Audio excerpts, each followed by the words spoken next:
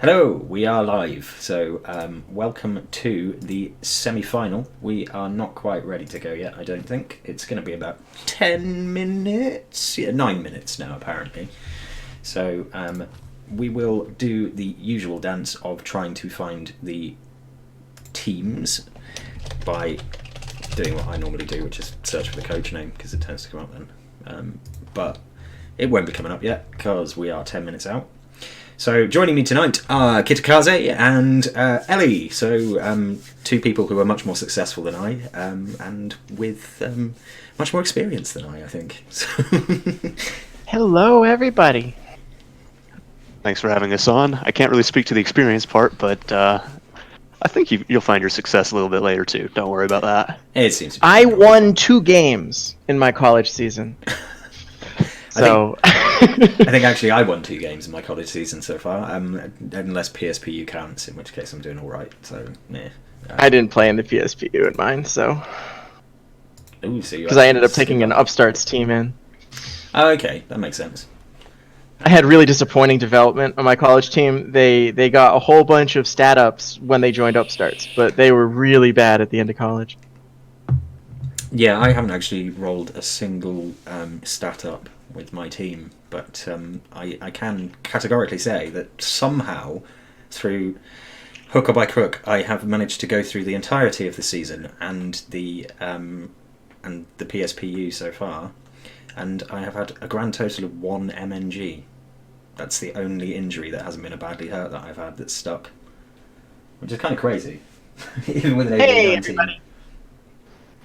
I'm actually watching chat here as well, Rand. So thank you, and nice to see you here. No. Welcome to the stream, Rand. I'm actually going to bring up my chat machine because I have a thing that allows me to see chat while I'm in game, but does have a tendency to get in the way of things, so it can be quite annoying. Right, so there we are. Let's hope that is working, because it does like to play up. So, what are we predicting for the score for this one? Oh, I can't really say that. It might be, I mean, I know what I hope it is, but I'm not going to say that because I don't want to be biased. But I think a 2-1 in either direction is the most likely end. How about you, Kitakaze? What do you think? As much as I hate to go against the human gang here, I will have to probably agree with Ellie. I'm going to say 2-1, and I think Visk has the slight advantage here. Fair enough. I am going to be a contrarian then, and I'm going to, stand up for my human gang comrade, and I'm going to actually say the opposite. So I think it'll be 2-1 to AIM, and I think it will be a last couple of turns, possibly even extra time, ridiculous pass play that'll get him through. That's my confident, bold prediction at 2 in the morning. Well, that's brave. I'm fueled by orange juice and sleep deprivation. We are making predictions for Ghaustos. So Kitakaze thinks you're going to win. Elle is sitting on the fence entirely, and I am going for an awesome AIM insano play just to put him over the line right at the death. Just because it's fun to have differing opinions. Okay, so according to Rand, the last time these played, it was in fact 2-1. I think it was 2-1 to Ghaustos. Yes, it was, since he went the whole season undefeated. As much as we love to give him ridicule for that, that streak is still going as he heads into the semifinal match. So let's see if he can keep that going with another 2-1. Which is super impressive, and of course made him the villain of the season just by default, because that's just how it works. Everybody wants to see the champion get dethroned. It's the most exciting thing. Of course. Yeah, so that was perhaps a teaser for this. Fun fact as well, I have recently started up a ridiculously stupid side league, of which I played the first game tonight against my brother. He beat me 2-1. Let's not really say much more about that. But the first game of the first round of the division that I'm in for Ghaustos is actually awesome AIM.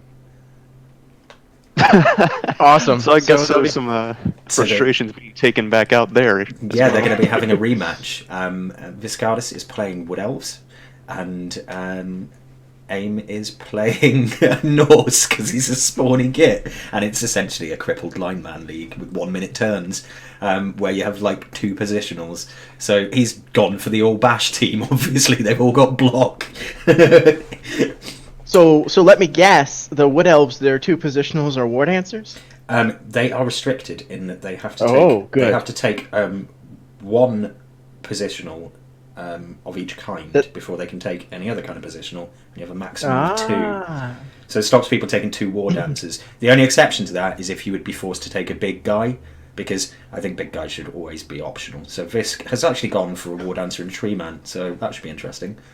That's really funny. Cripple Cup actually forces you to take the big guy because they want to cause maximum carnage and unreliability. Whereas this, I think, is kind of just meant to be stupid, and there are enough handicaps going on with it anyway. So I let people take Appos, and I let people have the big man be optional. It's Hold on now, a Cripple Cup with Appos? That doesn't sound very sporting at all. Well, yeah, more silly, I think, is what he's going for. It's intended for the memes. There was a pretty funny one between me and my brother earlier where he failed a dodge with a high elf. Then re-rolled it, and I said he's going to fail that GFI now, and he literally failed the GFI just as I said it, and then my brother was annoyed at me for 5 minutes. So I'm really annoyed about that GFI. It was a pretty good time, although apparently the other game, which was Losra's Zons, because Losra spawny git as well, against Dimmy, did not go so well, and Dimmy may be leaving the league as a result because he did not have a fun time. It was a bit of a 3-0 stuffing from all accounts. I haven't watched it back yet, but I will do. Anyway, that was an interesting diversion. You should hear talking, Jim. Everyone else can hear talking, I think. They seem to be responding appropriately to the things that we're saying, so if they can't hear us talking, that would be weird. It would be very strange if suddenly the talking has gone. No worries, Viscalis. Good luck. Great, we'll see you when you return. Yeah, pop in after, by all means. Yeah, good luck. good luck Give you tonight. instructions on how to do that to get into the fancy schmancy recording booth. So they should be getting going soon.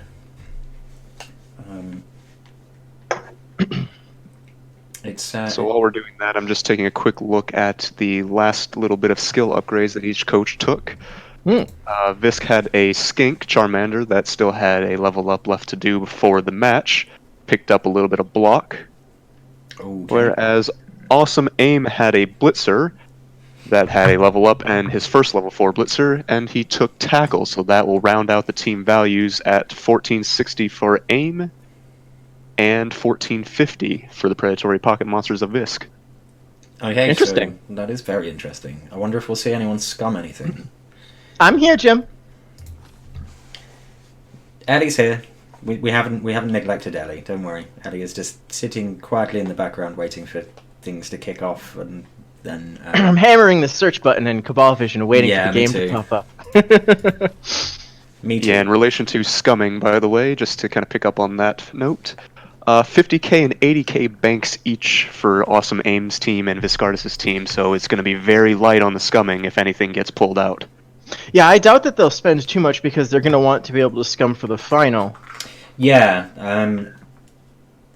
I think given that their banks are so low, we may well not see anything. Yeah, I would not be surprised if there were no inducements at all for this game. Jim, every time somebody asks that question, we move it an hour later. So we're now looking at starting in February. Hey, BME, nice to see you. You do Jim, that. stop asking. I actually want to play after Christmas, all right? You do that. I think that Dimmy will come around to your house and chuck you through a window. Where's my blood bowl? Rand giving Jim some shit in the chat there. Enough time for Jim to finally get good. Ooh. Oh. I'm looking forward to minors, actually. I think I'll have a better showing this time round. My team is finally sort of It's going to be fun. I'm really looking forward to it. I think we've got a good bunch of people moving forward from college. I'm hoping... I think we're up to about nearly 30. So, And we have like a lot of. Actually, let me check those signups right now while we're waiting for the game to pop up. And in the meantime, Ghaustos looks like they are going live, so you should be able to find the match very shortly. awesome. So it should just be an inducement. A good Yeah, group so- of folks in Rand from Jim. I love it. I love it. The trash talk is the Good best. rivalries. So we have 58 signups for college and 27 for minors right now. That's really good. That's a very healthy lineup. I like that. Yeah. It is. It is. Then we're getting some new fresh blood in college too.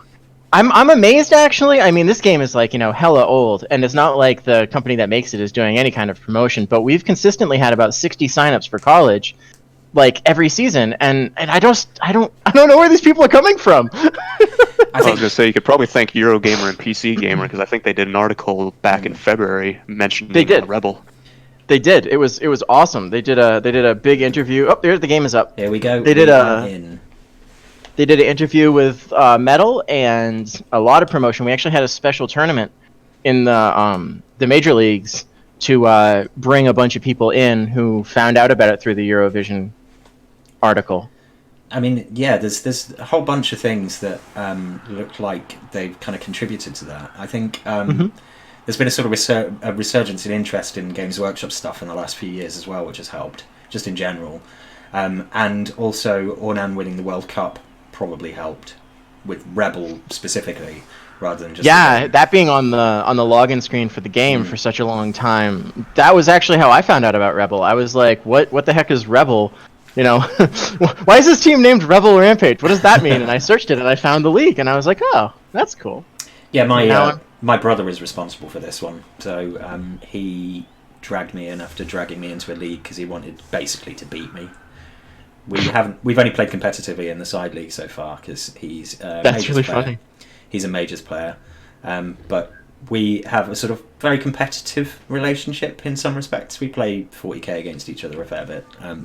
We're about even in terms of wins at the moment. And yeah, that's basically how I found it. I do actually own 2 copies of this because I have it on Steam and I have it on PS4 as well. PS4, the console that actually has some players. Yeah. Yeah. Now, help me out here. Could you highlight over Viscardus's... Sorry to interrupt. Could you highlight over Viscardus's rerolls real quick? I believe he did pick up an inducement, or I'm just seeing something. He did. He's got a baby. He has a babe. Yep. He's scummed. So himself. he spent scum one. 40k on that, and that Yeah. makes sense. I mean, he'll be down to 40k in the bank if he rolls well. He could potentially have up to 100k to spend in the finals. Also, the fame is on the Real Gamers side, It is and they're setting up now. So Yeah. the Real Gamers are receiving. In a moment, we should be able to see what the kickoff result was. I don't like to do the rewinding and the replay because it Yeah. screws things up. But if we wait for the actual kick when the dice log kicks in, I think we can bring it up and see. Yeah, I've switched the view so that we're following the direction of attack now. Shanky, Yes, I like to do that. Shanky, my primary army is Space Marines. I've got my own chapter called Void Reapers. I also have a ton of Death Guard and Chaos, and bits and pieces of other armies. So I've got some IG, some Tau, some Eldar. I also have pretty much everything that came out for Necromunda, because I love Necromunda, and I'm really excited about the game. So this is very interesting to me. It seems that Osmame is opting not to knock down the line of scrimmage. Yeah. With the way that he's set up here, which, with the fact that he's got some guard and 2 strength 4 guys, I actually kind of expected him to go for the punches, because he could slip in the guard and then use his 2 strength 4 and the ogre to hit the Crocs and the Sauruses, but he didn't. So Yeah, and I mean the ogre's got block as well, whereas the Crocs doesn't. So even if the ogre and Crocs are throwing blocks at each other, you've got to favour the ogre in that situation, really, unless he's supporting the Crocs with Saurai. It's an interesting strategy. it is a security gate. Yeah, it is an interesting strategy. It looks like he's setting up for a sort of drive down the right hand side. It does appear that way. Which is really interesting, given that it's towards the Saurus I'm highlighting now, Venusaur, who has a Mighty Blow, so he may be trying to take that Mighty Blow off the pitch as early as possible. All right, kickoff return activating, and he actually runs into a catching position. I think you're slightly ahead of me, actually, so... Oh. Yeah, I'm not sure what's going on there. Brilliant coaching. And an extra reroll for the real gamers. All right, and it looks like... Yep. And that was not driven by the fame. He just rolled better. Yeah, MB will be the blitz target, I think, Jim. You're right. It seems that's what the setup has been. Yep, here we go. So we're going to see Kuchi Conker, the magnificently named, going in on that Saurus pretty soon, I think. That strength up on this could be pretty crucial if you can keep him on the field, because it means he's evens on Saurai, which is a pretty rare occurrence for a human team against a lizard team. No armor break there, rolling an 8 when he needed to roll a 9, and so.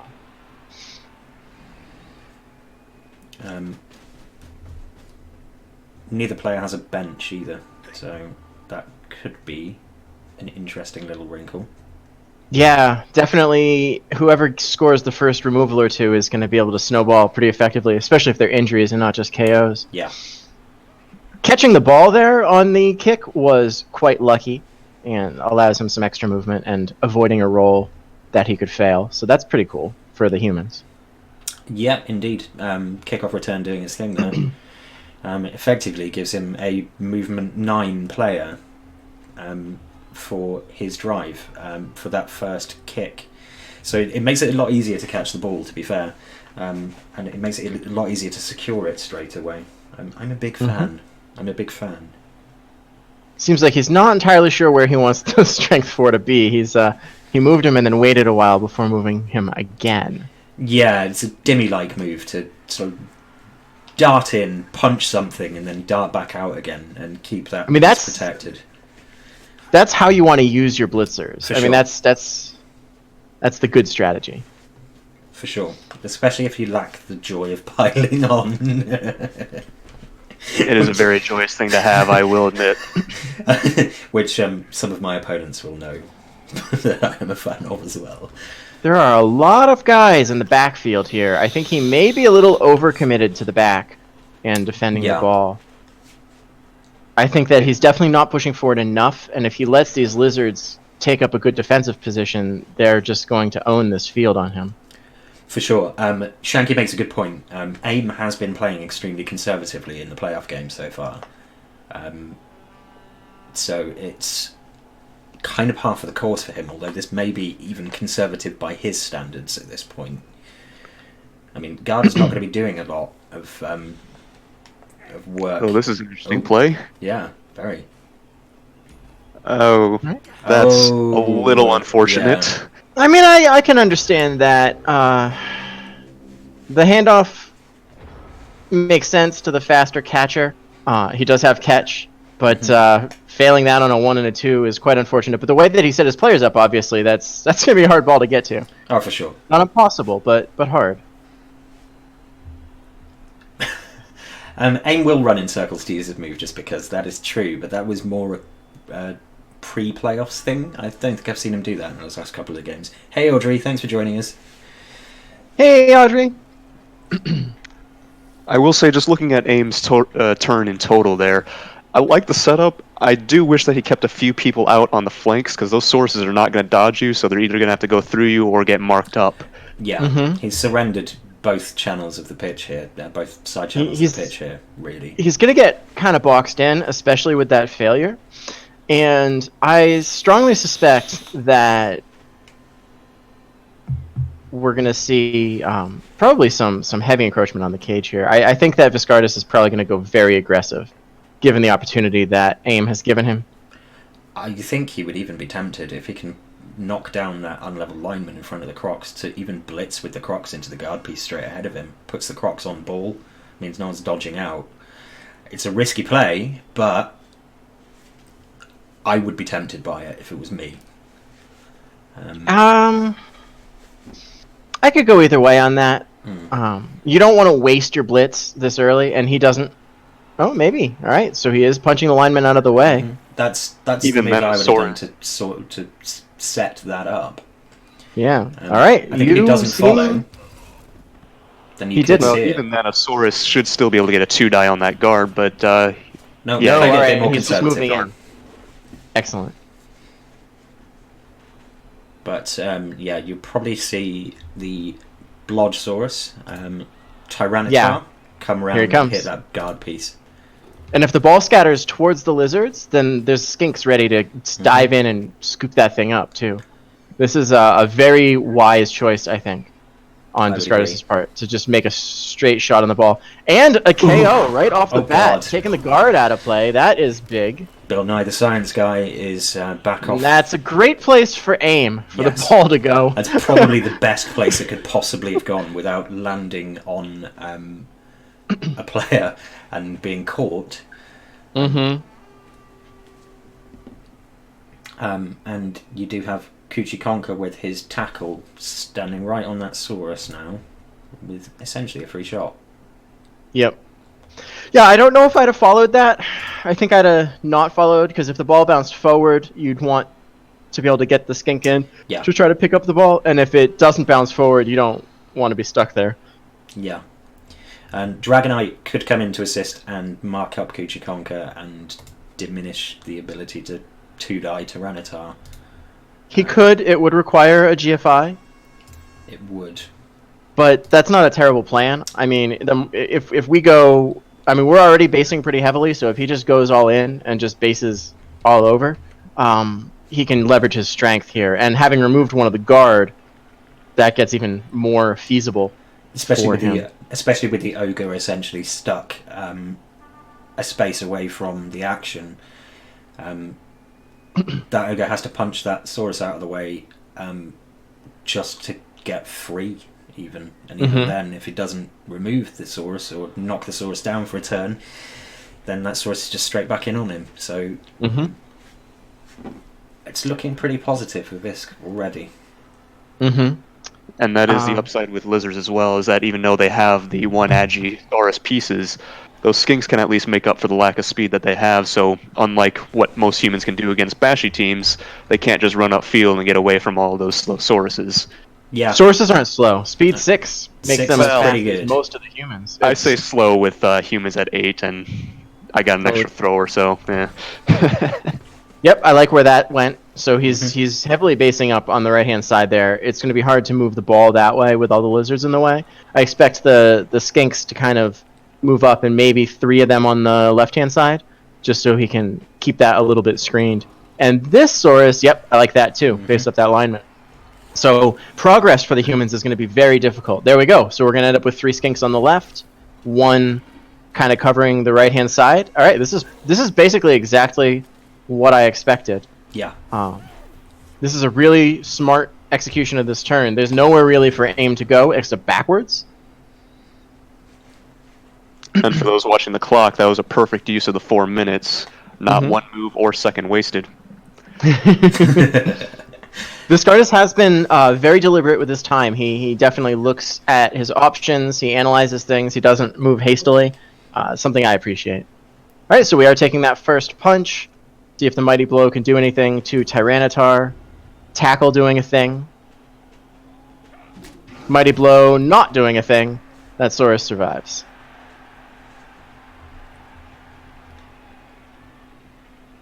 Yeah, so I think you may see him attempt to go to the right again here. The right is it appears more open at the moment, but that can easily change. For sure, yeah. I mean, he's got enough skinks to flood that backfield wherever. Oh, he's probably going left, given that Here we guard go. is running up Yep. there. Yeah, that ogre will make a nice corner piece to a cage if he decides to work that way. I think we might see another guy base that Saurus so he can take a 2-die block, but I would wait until after I've got the ball again before I did that, just because he's got to deal with the whole no block on block thing. Oh, no, alright, we're blitzing. Here we go. That strength up catcher showing that he actually can punch as well as catch. Alright, so I'm going to have a nice little wall of players to put the ball behind. Okay, and the cage is going to obviously involve the guard, the catcher, and that lineman there. Yeah. Here we go. Picks it up. Sure hands, succeeds. Nice and easy. And not trying to hand off this time, which is probably wise, given the results of the last one. And there we are, one cage. So a danger that he has here is that at least 3 sword. Ooh, good thing that ogre has blocked. Oh, Feraligator's down. Injury. Feraligator is down. And Ooh, and he's he's an ankle movement break. busted. Yeah, that is harsh. I Feraligator have is... this though, because that's just a rookie Saurus. Yeah. So Yeah. Yep, and he lets it go. That's a wise choice there. It's painful to lose him right at the beginning of the game, and that's probably more important than the guard catcher being out. I suspect that Feraligator is going to go in the shredder, and then we won't see another player called Feraligator, because Feraligator is actually a replacement for a Saurus who died last game. Oh. Who was also called Feraligator. So How much are Versus the Saurus? new Is player. 90k? Yes. Yeah. I think So you're right. he has to win at least 50k on. Ooh. Oh, And he there we fails go. a dodge off of the prehensile tail and stuns himself. That Croxicle certainly could see John Cena. not the worst move in the world trying to dodge out of that. He's already got the cage formed up, and pretty much everything else has already taken a turn. Yeah, and he's not doing any useful work in that spot. So Plus A little unfortunate to have the the Crocs can't get any closer to the ball without dodging, which Croxes are not going to do. So that is true. not without break tackle. nope. Yes, the human killer is all alone. He is looking quite isolated there. Fortunately for him, the Crocs and the Saurus can get to him, but I don't think anything else really can, unless we see loads of skinks mob up on him as well. So this is what I would do with this turn. The Blodgesaurus Dragonite on the right punches the lineman out of the way. The 2 loose Saurus there then move to get in front of the cage. The skinks help reinforce them. Tyranitar, the one who's down, just stands up, and then the Crocs blitzes the killer and then moves to base the back of the cage. And that puts threats in front of, and yep, alright. So I think we're actually going to be blitzing the cage here with that. We'll see, though. I think you may be right.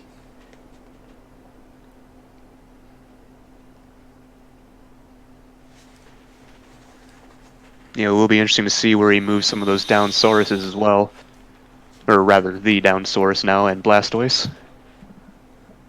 Mm-hmm. I probably would have been doing what Ellie suggested, because removing that killer piece would be a huge, huge game changer. Yeah, but would that put the Crocs too far out of position to even make a play later in the half? Well, here's the thing, right? The Crocs moves diagonal towards the cage and against the killer, hits him, and then spends the rest of his movement to move around the back of the cage and base both back pieces. That's what I would have done. And then he would have taken both back pieces of the cage out of the play, forcing the cage to move on its own or that killer to do something silly. You could even take the rookie skink and base the downed killer so that he can't do anything once that's done. Instead, I think what we're going to see is Blastoise blitz the guard piece in the corner of the cage and get on the ball. The way that he has set up here, I believe that's where we're going. That's what it looks like. Given that Dragonite is too far away. I'm kind of surprised he didn't bring Dragonite across as well, but there's still time. Yep, that's fine. I'm nice and central for him. He can make it to the side if he needs to. Yeah, use him to sweep. This makes it really difficult for the humans to side change. They'd have to push their way through a couple of strong pieces. And here comes the blitz. And we were right. Doesn't get a knockdown, which has got to be very frustrating. And it makes following that in a little dicier. He still does it, and I don't hate it. You can even use that rookie skink to tag the guard piece, just to make it harder for him to do something. I do like the reroll discipline, though, not just immediately going for the reroll. Yeah, not immediately reaching into the back pocket for that. I do think Kuchikonka is just out of position enough that he can't get in and blitz off Blastoise now as well, so that's kind of a blessing. No, he can. He can go through the cage. Yeah, true, he can. You are correct. The column of blue light was messing with my vision. I thought there was someone in front of him for some reason. Just a mystery lineman appeared. On the other hand, he can get Totodile in the way. You could pull a dodge without dodge, because of tackle, just to try to get him to block that path. Yeah. I wouldn't leave him based, but at the end of the turn, I would consider trying that 3+ dodge just to get him in the way. Yeah, for sure. Just to cut off that avenue. Mm-hmm. It's whether he's seen it or not, though. And there's something to be said about not leaving your skinks out in the open. For sure. Mm-hmm. Kill the skinks, you kill the lizard's ability to score. Exactly. That was one of the things that I was told by my mentor. Just try to get rid of pieces as you can and skinks whenever you can. We saw it, didn't we? We saw it in... Or he can stop there. That's not terrible. The humans have some choices to make. Though I think first things first is getting that ball clear and free. Yeah. He's not going to be doing too much otherwise. That would definitely be my first move, and it would be to... Alright, so we're just going to be punching with the guard piece here. We're not going to be blitzing with Kuchikonka. That's what it looks like.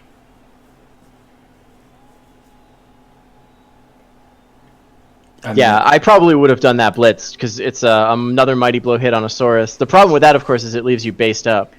Yes. That said... Alright. That said, I think he does need to move Kuchikonka before he starts throwing block dice, because if you leave Kuchikonka there, he's at risk. It's as simple as that.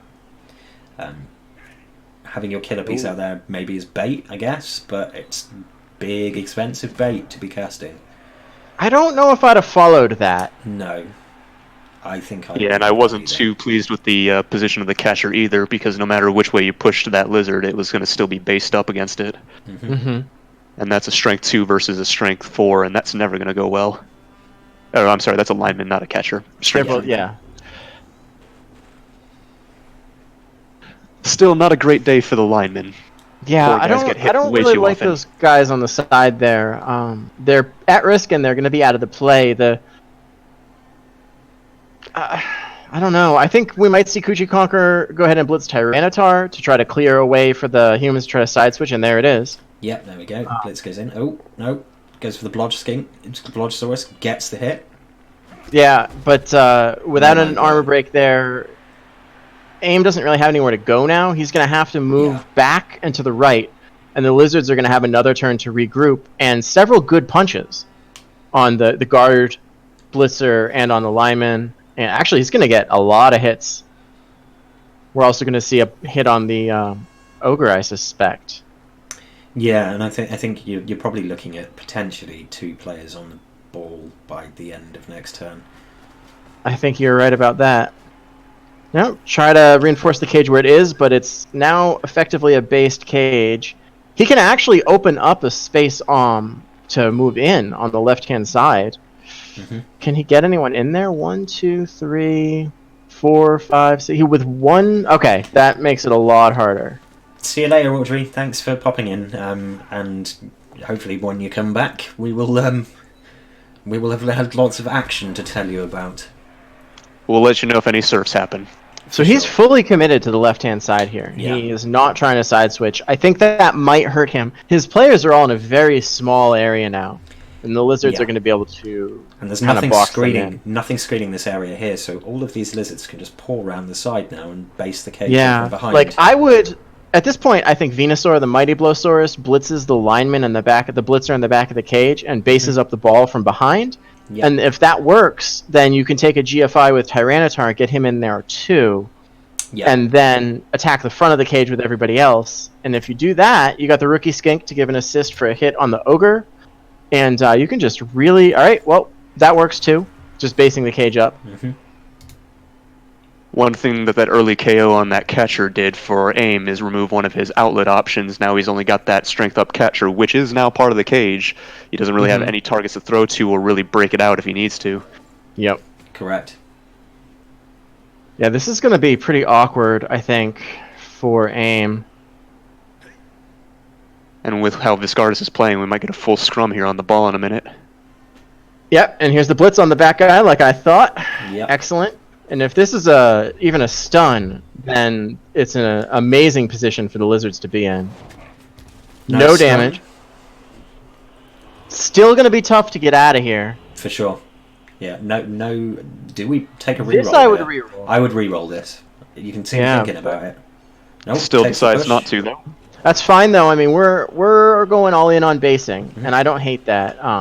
We have Dratini, the rookie skink, move over to provide an assist so the Crocs can hit the ogre, and then basically the entire cage is fully based, and getting out is going to be tough with the skink screening. For sure. Why not Yeah. punch this lineman? It's a free hit. And you've got to reroll. And if a free anything armor goes break. drastically wrong. And that's a stun. That's beautiful. Yeah, that ball is going to be very, very difficult to get out of here at this point. A lot of punches need to be made, and that's a lot of chances for needs for reroll. Yep, Shanky, that is the old bunch and punch. All right, and there is the assist on the ogre, so we are going to see the Crocs punch him. Yeah, you activate the Crocs. That's what's happening here, I think. Yep. I mean, the ogre's not going to really dodge out, so I wouldn't be too worried if I was Visk. Just activate the Crocs, and if it boneheads, it boneheads. And the ogre's still on the skink, so... Yep. And that was the trouble with failing that catch on the first play. The ogre didn't do anything, was stuck on the line, and basically matched up to be hit. Now it's And just in the middle here- of it. making sure that his skinks are exactly where he wants them. Handy boneheads, that's boneheads. unfortunate. But the good news is he's probably not going to get punched. It's still red dice for the ogre to try. He's going to need to bring in more resources, and I don't see that happening. For sure. Currently, the only freed-up player is John Cena, who's still taking a nice little nap in the backfield. I would expect John Cena is going to pop to his feet in a second. Question is, does John Cena run into the back of here to assist? Or does he tie up Dragonite and stop Dragonite from piling in as well? Well, I was right. You definitely activated the Crocs there. An easy 3+ on a ogre is not easy. That's never easy. Okay, so yeah, as I thought, he came in and based up onto Tyranitar. Alright, so he's going to try to punch his way out to the right there, and we'll see how it goes. It's gonna be dicey.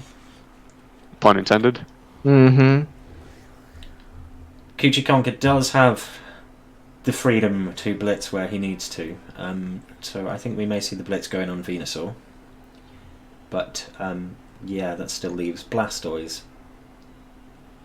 Yeah, the problem that AIM is facing here is he's gonna have a really hard time clearing the ball whichever way he goes. Mhm. I think that his best path is probably to blitz Venusaur, and then, oh, all right, we're standing up Jekyll Black. That sets up the blitz. This Here is it what I comes. thought was happening. Just a push. But that's all he really needs, because Yeah. now he can, if he wants, he can move him up to provide an assist for the guard piece to punch the other Saurus. Mhm. And then the ball doesn't have to dodge, he can just run out. And he does. But this means that the ball is moving backwards, which is excellent. Still 5 turns to go, or 4 turns after this one in the half, though, so still plenty of time for either team to really push it upfield, so no rush on either side yet. Yeah, you don't want to be moving backwards on turn 4, though. It does hurt progress a little bit, and a little bit momentum loss. Especially because he has nothing really other than the ogre past the halfway line, so he's not even close to having Yeah, a score he doesn't- at the moment. I mean, like, alright, so no armor break there. We are going to see a punch probably from Squid Apocalypse on the other Saurus. That will free up exactly 2 players, the ball and Scott Starling. And I almost they're- want him to maybe do a chain push, get some of those skinks moving. And that's Yeah, exactly what he yeah, takes, that's what moves he's the going source for. to the Oh, sideline. alright. Too bad he that's- can't get a surf there. Yeah.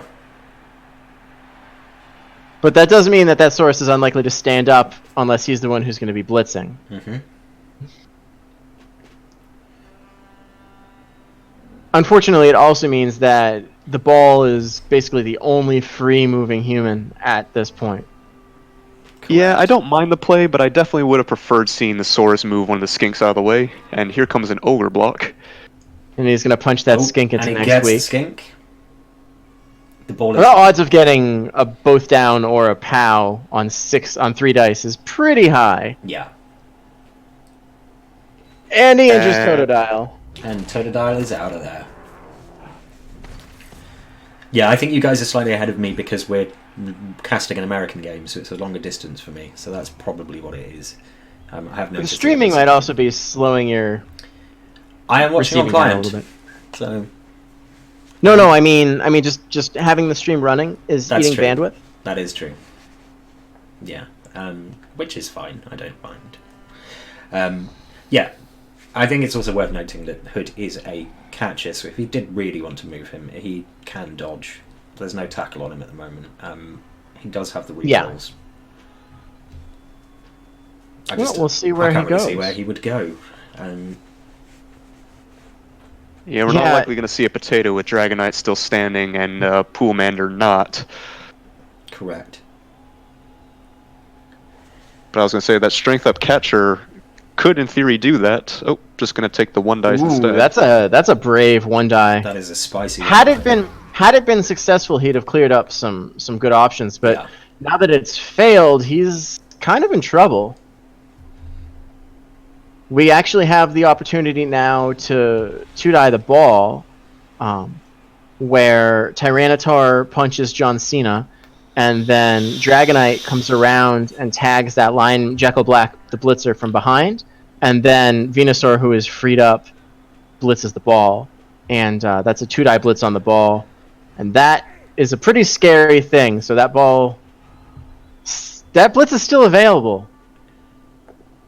Rerolls Ooh, it. that Ooh. was brave. that was. I mean, that taking that move, you have to get a knockdown there. Yeah, absolutely. Still, though, I don't know if I like that. Well, Nuffle favors the bold, and Awesome is definitely playing a little bit brave here. He is that. Though not necessarily the worst thing in the world. He did get the extra reroll at the start of the match, so he did have 1 to burn, essentially. Yeah, a 1 die without block against somebody with block is terrifying, though. Yeah, absolutely. And I mean, he's got 3 rerolls for 4 turns, so he's not lacking in the reroll department. So the That's where Coxagor wakes up, and he is friends with the ogre again, and I suspect they're just going to stand there back to back like they're about to duel. Like Legolas and Gimli. Oh, I If, swear, though, if we see some tail and hand holding, I'm leaving this stream. There is Rule 34 being produced as we speak. I mean, the way he's waving that tail, it does keep going between the ogres. All right, we're gonna change the subject now. I still would like to see this hit attempt on the ball, where Tyranitar punches John Cena out of the way, Dragonite comes around the back and tags up Jekyll Black, and then Venusaur just blitzes the ball, and it's a 1 die now because he stepped forward. No, he doesn't. That's still a 2 die, and he just punches him with 2 dice towards the skinks, which is basically perfect. Yeah, I do All you need understand is that Visk has a chance to get to the ball carrier, but I almost wonder if he should be worried about getting at least 1 of his Sauruses back in the backfield now. I think that I would 100% go for the ball. Think it's going to be the all-in play? Nope, he's doing what you said and bringing him back. I would have definitely gone all in on the ball there. Yeah, I think bringing him back is more of a Viscardus type of play. As we said, he's quite methodical and quite conservative sometimes, so that makes sense looking at his sort of personality that he would do that. But I'm with you. I think I would have gone all in. So the question now is, sorry, chat. What would you call an Ogre Crocs buddy cop movie? Just Oh out of no! interest. And sorry, Ellie, you carry on with actually talking about what's actually happening in front of us. I don't know what he's going to do next. I'm really curious.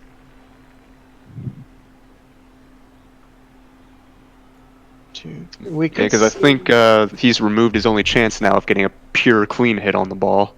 I think that you're correct on that. I could see Meganium blitz Squidpocalypse and not follow, and then come around behind with 1 GFI to then base up Scott Starling, so that one of those two skinks could then block Scott Starling, pushing everybody back, and just leave Blastoise on the ground because otherwise he'll get surfed. Yeah. That gets the Saurus away from the edge, it keeps a bunch of players in front of the cage, and it keeps them not based. As a quick aside, really nice job on these names. I have not even bothered trying with half of these. And he's doing what I said. Now, the question is, if he follows this, it's more aggressive, but no, he doesn't follow. That stun is very helpful. Now, I would come around the back and take that one GFI in order to stand on the corner against... Oh, all right, we're just pulling back. All right, so we're screening now. He has abandoned the opportunity to hit the ball. And I guess that's not 100% awful. Croxogre Big Trouble is the first suggestion. I would suggest Bonehead Brothers. Bonehead's in the Bronx from Shanky. That's great. All right, and we are putting Tyranitar on the ball, which is pretty darn good. Yeah, unfortunately, still a lot of options for aim to get that Saurus right back off again. Mm-hmm. Not the least of which is just blitz with Coochie Conquer, because you're not just going to stand Blastoise up and let him get surfed. That's just asking for trouble. Although, with that stun there, arranging that surf is not the easiest thing. No. You would need to bring someone in up behind and then punch down from past where the skinks are. And that does not seem like a particularly great thing to do.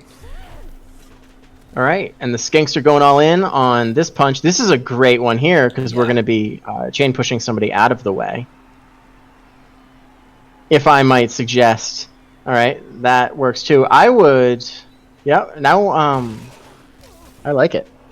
But that does eliminate the ability to stand up Blastoise on the side, though. I think that stun player was the better option to have.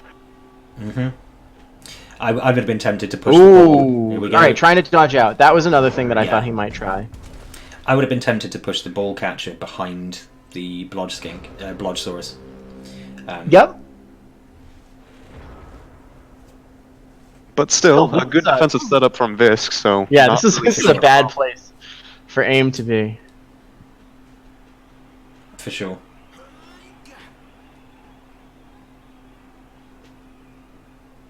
And let's see if aim will remember to pull Poolmander back into the play, seeing how he's taking a nice nap on the side. And he does. He does indeed. Poolmander almost sounds like he's one of Viscardus' players.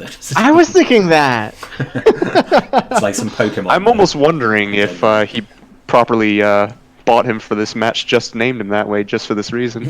It's quite possible. For my suggestion, by the way, for the Ogre Crocs Buddy movie, I'm going to go with Big Guy Trouble in Little China. Oh yeah.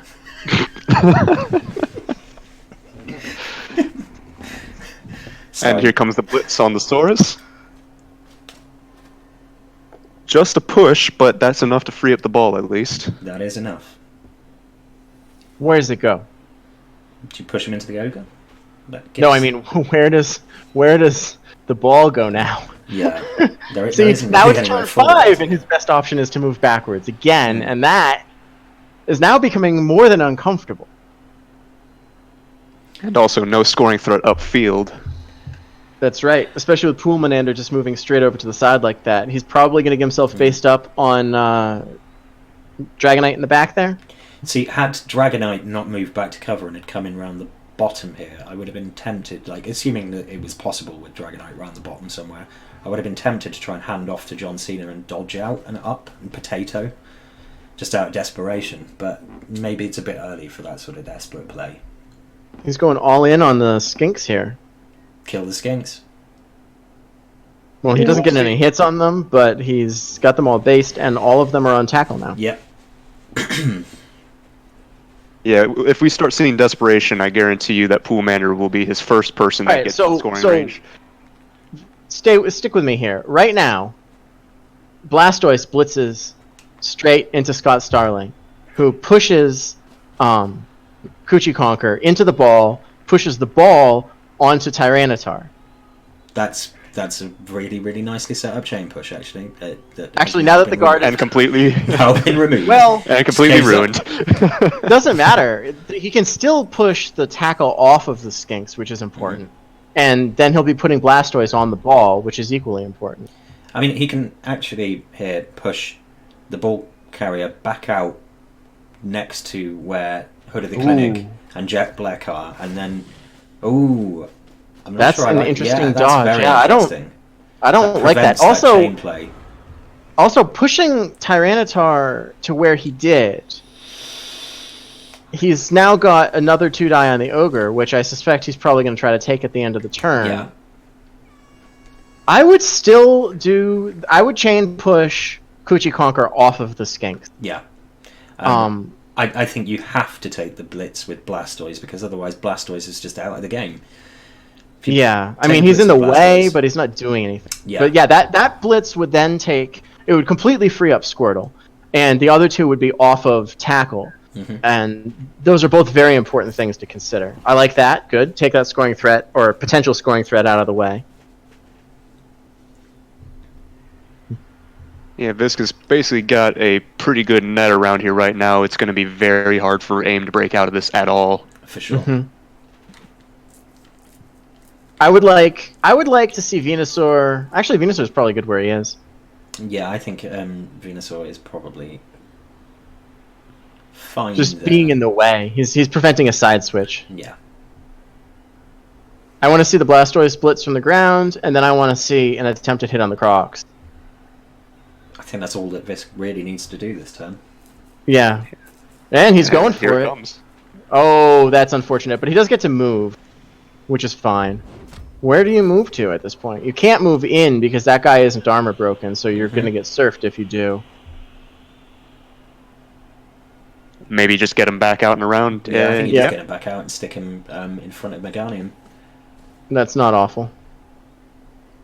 Though those poor skinks are about to get punched up and above. Excuse me, I messed up that line. Good grief. Above, below the belt. At the same time. At the same time. Oh, I love the announcers. I did too.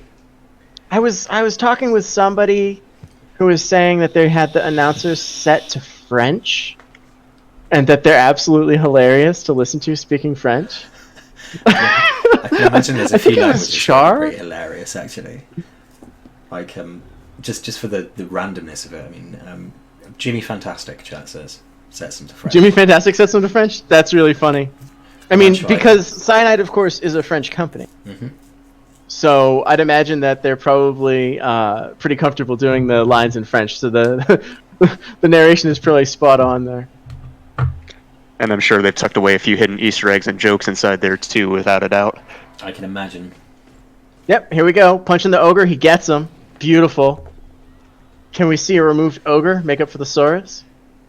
We can... Oh, it's an armor break? It is an armor It's break. just a stun.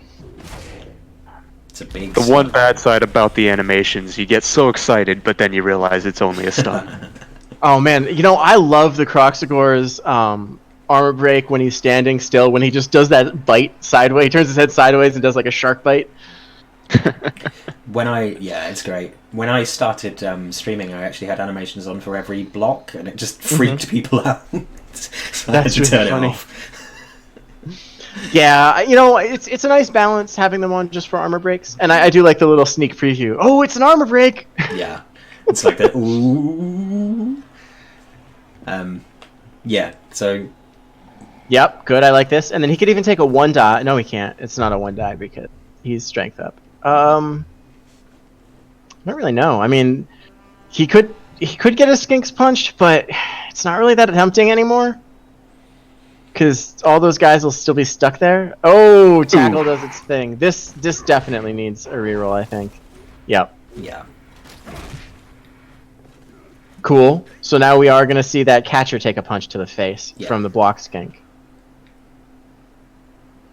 And he pushes him.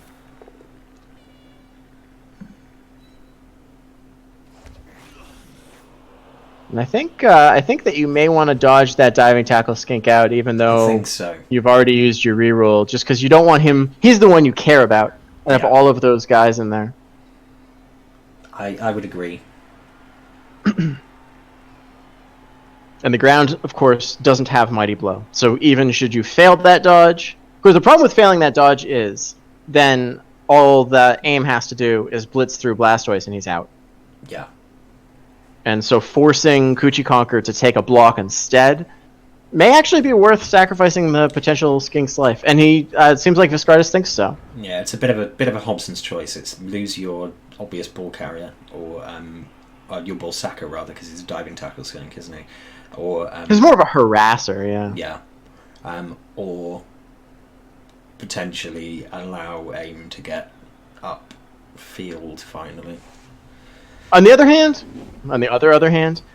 diving tackle and sidestep are the only two normals that you take on a skink, so his next level is going to be fired anyway. So if he gets killed, I mean, saves the effort, I guess.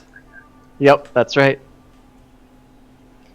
Died Waiting for a good for cause, but I think he'll be a little wary of trying to sacrifice his skinks, especially after Audrey blew up half his team doing that. Yeah, very true. Especially with the final coming up. Mm-hmm. Yep, so we are going to see that punch on the skink. Mm-hmm. The nice thing here, even though this is going to be the match that determines who goes to the final, you're not going to see any crazy plays from either team in terms of potatoing or throwing a player out to dry, just because Minors is coming up, and then we still got to bring these teams up to the majors. I think we may see a crazy play from Ooh, that's aim a if there's a potential. lucky pow. If there's a potential that it could win him the game towards the end, I think that kind I of would- fits his personality. But I would totally take it crazy. Yeah, I would too. I would too. You know, in for a penny, in for a pound. Mm-hmm. I mean, don't get me wrong, I'm okay There's always with a it, too. potential upstarts team. That's true. Exactly. And don't get me wrong, I don't mind watching both of these guys completely obliterate their teams. Not a problem for me either. No dog in this fight, have you, Kitakaze? My dog is watching quite intently from the couch, actually. You're you're on the side of injuries. Jim's got it. I mean, but Jim, you play Skaven. I mean, you're always riding that knife edge. Yeah. Skaven have to play crazy because they've always got like 5 players left by the end of the game. For sure. All right, so I'm kind of getting the feeling the ball is again not going to. Yeah, at this point, I think he's got to at least make some progress, at least get the ball over the half line. He needs to get something upfield. Just Ooh, as a score. all right. So he's not Okay. punching the better skink. He's punching the rookie. Well, the block skink. No removal there, and no forward progress. I don't see this ball moving. Maybe he's worried about sidestep, getting the skink to reposition to an even worse spot. I mean, that is definitely a possibility. No blitz either. Did he blitz? He didn't blitz. I didn't see it. No, blitz. but you can't now. I mean, he could blitz with the ball carrier onto the skink and then duck back in behind. That's so. Crazy. If the blitz fails, then the skink sidesteps towards the sideline and stays on him, and then he's got diving tackle on him. No, For sure. that's yeah, bad. I'm that's why I said it in that tone of voice. Well, He could, he has 3 re-rolls and 3 turns left. Yeah. No, I wouldn't go there. I would. Oh, he Well. is. Holy crap! What did I say And about he the gets crazy it. plays? And he gets it. But And now he will just he goes run back it to where back? he was. Yeah. Right. What's he gonna do? Yeah, it so just skink goes back just to where stands he back was. up, and Everything is. nothing gained. He was just hoping that he could get the stunty armor break removal there. Whew. I mean, not the worst looking play, but yeah, there's nothing gained here. He's got 2 turns to try to make it upfield now, and that's going to be a tough ask with a pretty solid defensive setup with Visk in the back there still. Yeah, Yeah, I don't see AIM scoring this half. I don't either. I think the odds of a counter score are very low now as well. I suspect we're going into the second half 0-0, which is heavily in Viscardus' favor. He might be down 2 players, but you know, Lizards, it's hard to stop the Skinks from scoring. It's you know, you might force them to score quickly, but then they just do what they just did, only in fewer turns, which is For sure. Yeah, I think. Yeah, Shanky, I agree with you. At this point, if I'm AIM, I'm try to kill as many skinks as I can and Yeah. give up on the score. I So mean, if he's I'm already- AIM here, Yeah, I mean, I don't know. if I'm aim here, I'm punching at skinks. I can't really see anything being a scoring threat at this point. Nope. Because This is good, setting up a screen just to prevent any kind of crazy attempts to run through. And Yeah. not only that, but also protecting that blodge skink behind the larger Saurus. Mm-hmm. yeah, I would probably be tempted to foul. Fouling is tough. You're up players right now. Potentially up 2 players if the KO gets up, and he does have that chance. And if you're up 2 players, you're at a significant advantage. If he gets sent off trying to foul, I don't like where that goes. Yeah, 2-player advantage as humans over Sauruses, even with lizards, even with one Saurus off the field, is still a little ugly for your matchup. True say. But Shanky does make the point that the MB source is isolated, and I would be very tempted Is to hit it the MB isolated source. or is it flanking?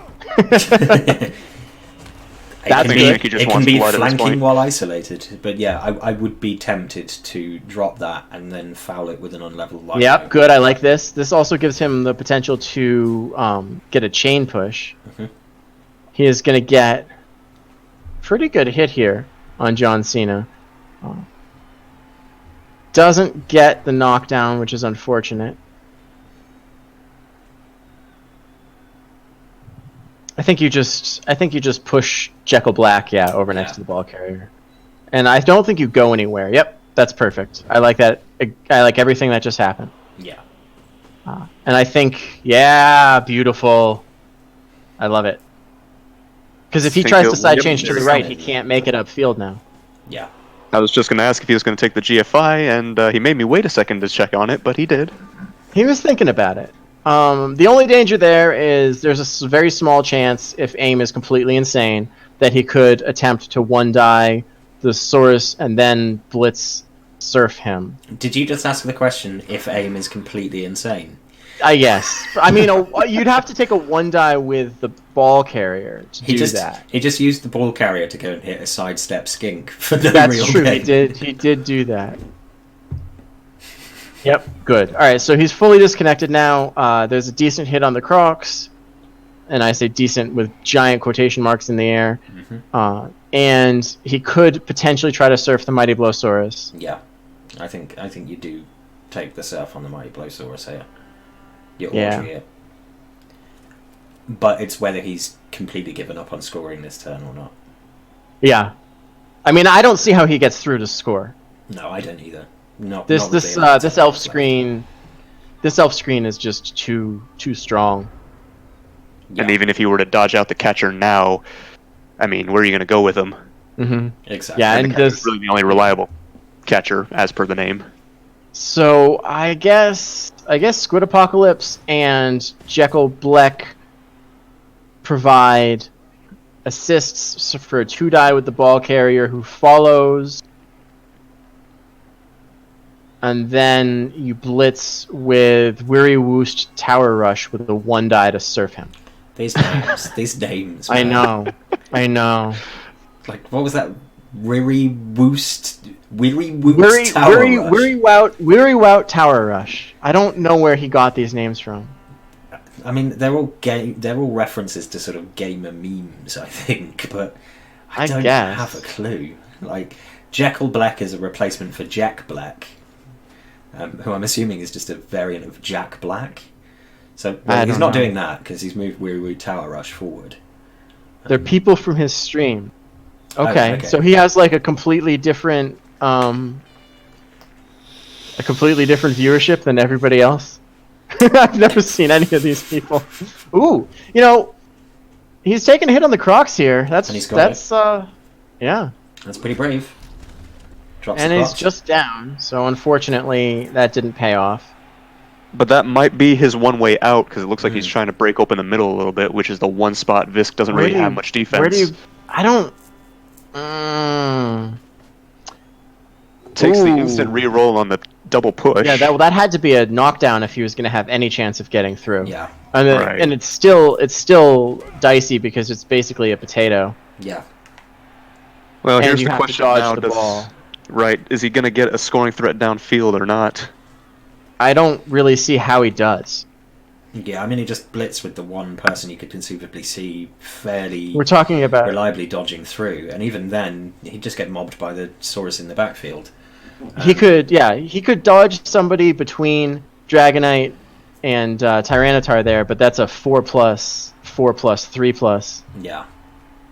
Yeah, at this point, he's got to get someone at least to the 10 to be able to make something happen here. Yes, Jim, it's not a pumpkin.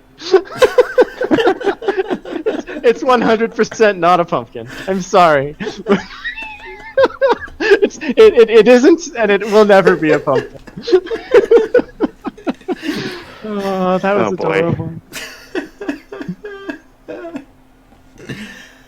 See, I think it's called pumpkining.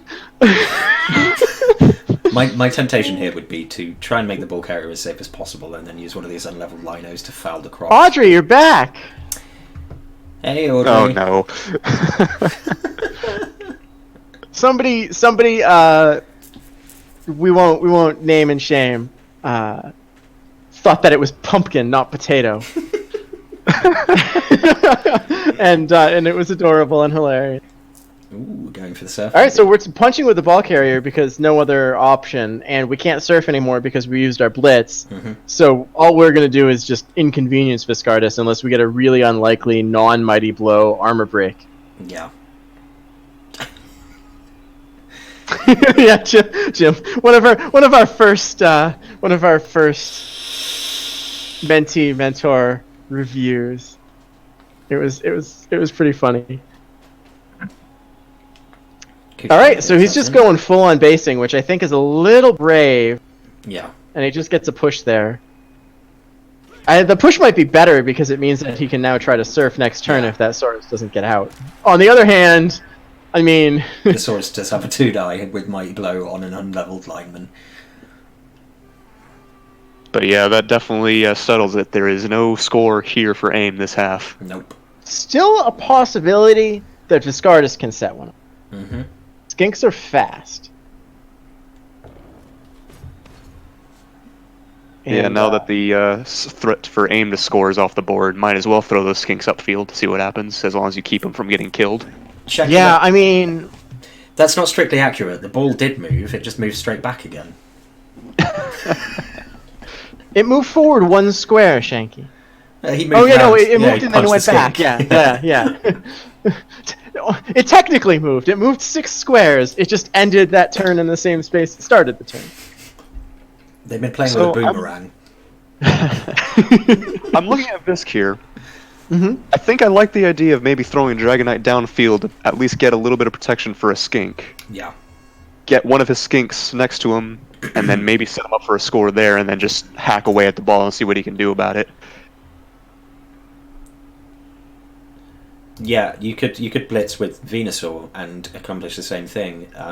Actually get him even further in as a scoring threat, which is what he's doing. He's just taking a hit actually. So that's just a hit, and that's fine. Yeah, you have to take the POW there because you have to follow, just to make the potential of a surf a little less potential. He can still get surfed. He can still get surfed. But it looks much Blastoise can hit Scott Starling, and then Charmander can run down the sideline into scoring position, which is exactly his plan. Yeah. Well, now he can't. I mean, I guess he still can. It's just a 3+ dodge. Yeah, I was gonna say, that's what he's about to do. It's probably fine. Yeah. Yeah. Until it is. He's about to do that, I think. And then I think we see Dragonite come around the back in order to get ready to hit the ball carrier next turn. You use Squirtle as the recovery and handoff person. Nope. All right, Dragonite's just going to assist with these punches here. That makes sense. Now we can punch both guards. Or not. I don't see any reason. Two rerolls. Yeah, 2 rerolls, 2 turns. You might as well. Yeah. You're not going to use it for anything else. And you're not getting these rerolls back to overtime, so... Mm-hmm. Alright, so he doesn't knock him down, but he does get him out of the way.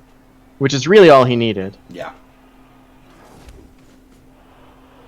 Ooh, no, following there means that he can't take the hit on Weary Woot now. Yeah. He can still drop a skink in, though. I don't think he's too worried about that.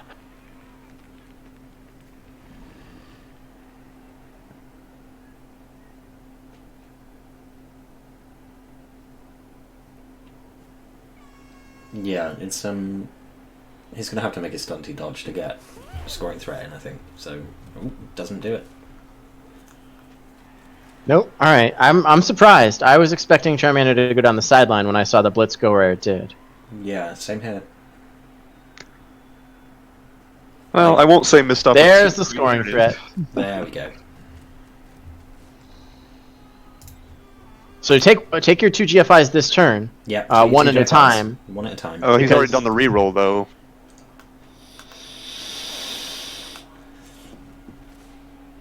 Yeah, you're right.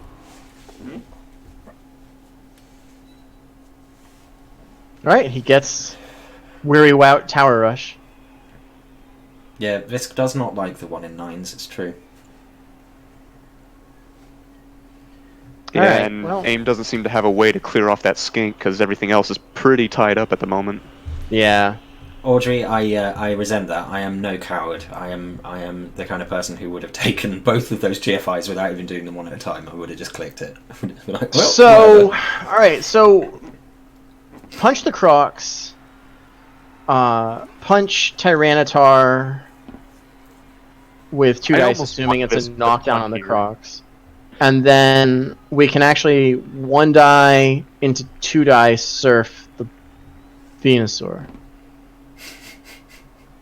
Yeah, if I were AIM here, I almost am tempted just to take a punt, get the ball as far away as possible, and make Visk actually work for a score here. I don't know. I think holding it is probably better than the punt.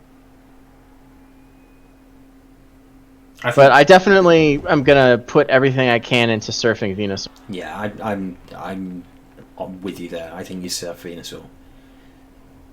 And the way that I see to do it is the Ogre punches the Crocs, Hood of the Clinic punches Tyranitar, and then we take a 1 die with Jekyll Black, and then John Cena Blitz is in. does a 1 die blitz.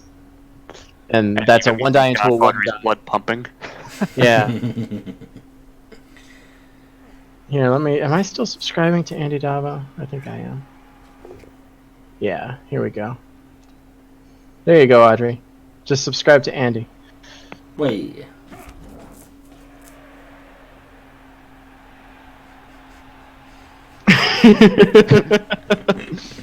I think you just made Not Audrey's great, night. not good, but decent. I think you just made Audrey's night.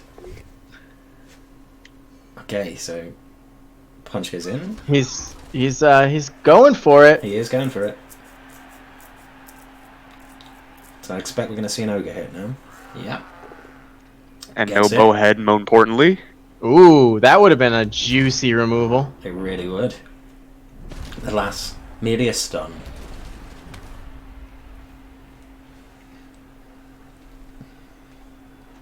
So yeah, here we go. Here goes the punch, presumably.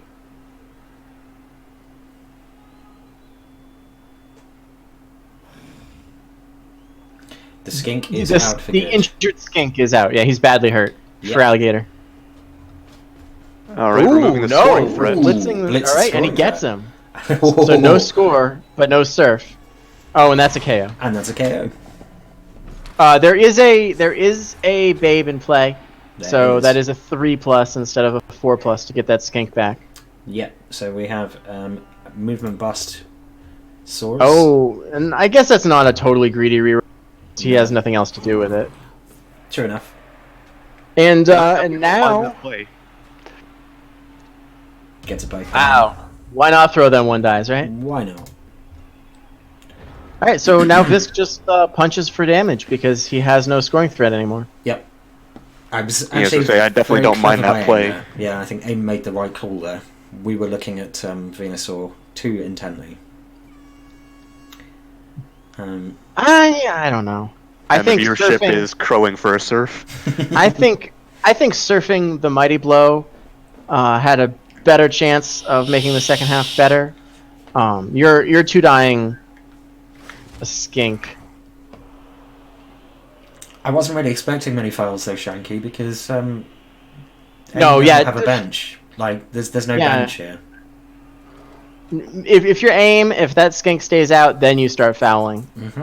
next half. But that half, no. The numbers were too close for a foul. No fouls unless you're ahead, people. Yeah. Yeah, Yeah, Visk was going for the surf. That's right, Audrey. for sure. If that hadn't been a knockdown, then he was totally surfing that poor rookie lineman. All right. Yes, good punch on Kuchikonker. Instant Reroll just gets does a not get him any benefit, unfortunately, there.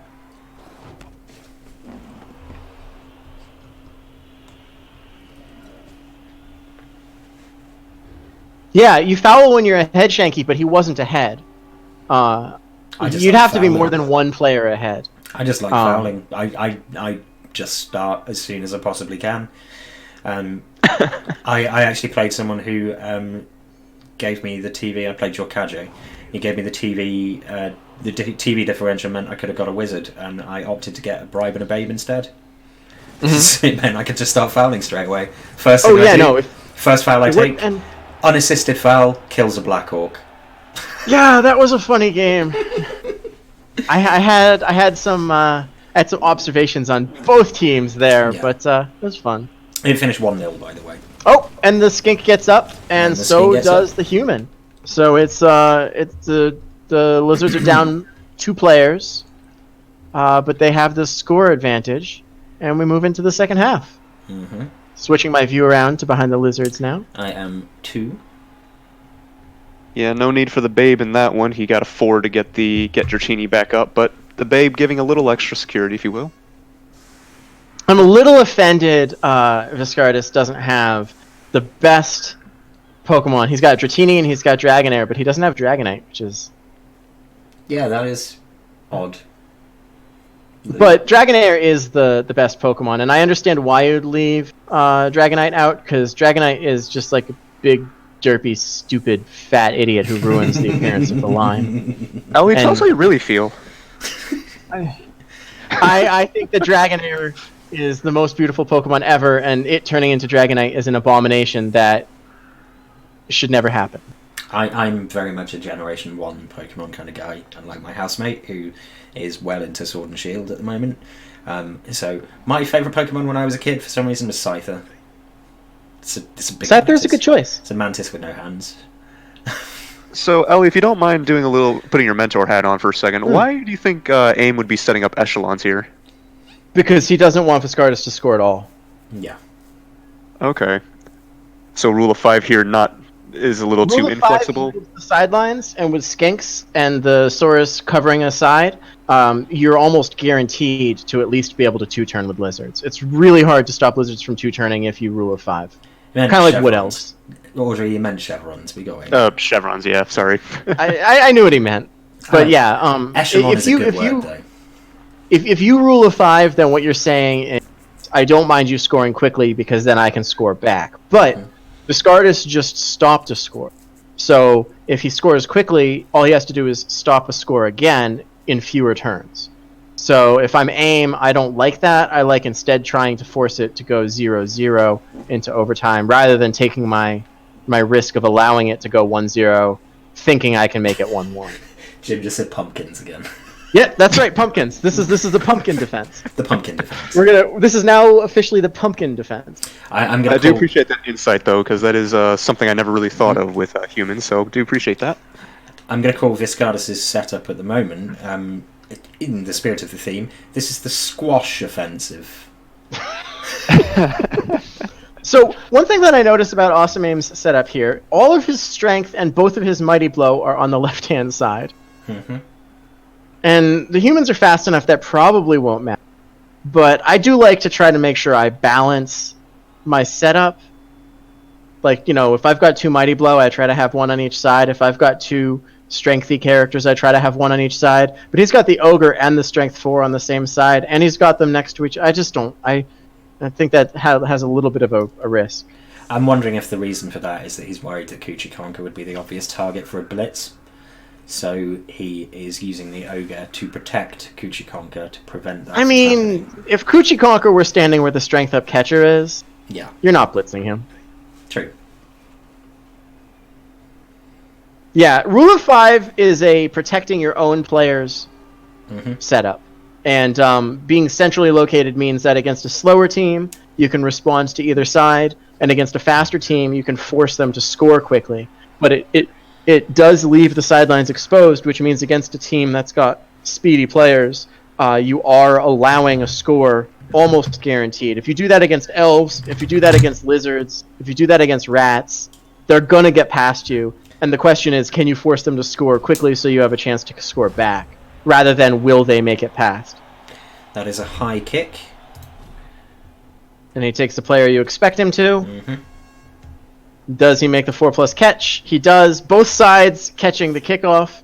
It's almost like Viscardus had a kickoff return as well. Mm-hmm. All right, and he takes his line blocks diagonally, which is correct. And he gets a removal right off the bat. So we're now 10 on 9 instead of 11 on 9. Squid Apocalypse's world has ended. And just a push there, so we do prepare for the follow-up, which I suspect we take before the Crocs makes his hit. And we get him on the second hit. Poolmanander.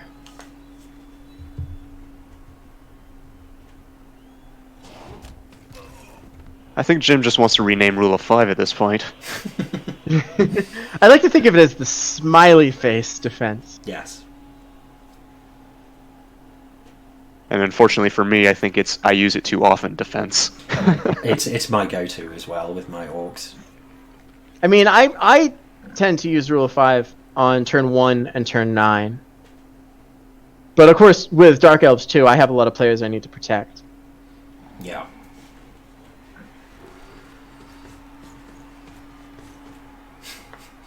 Ooh.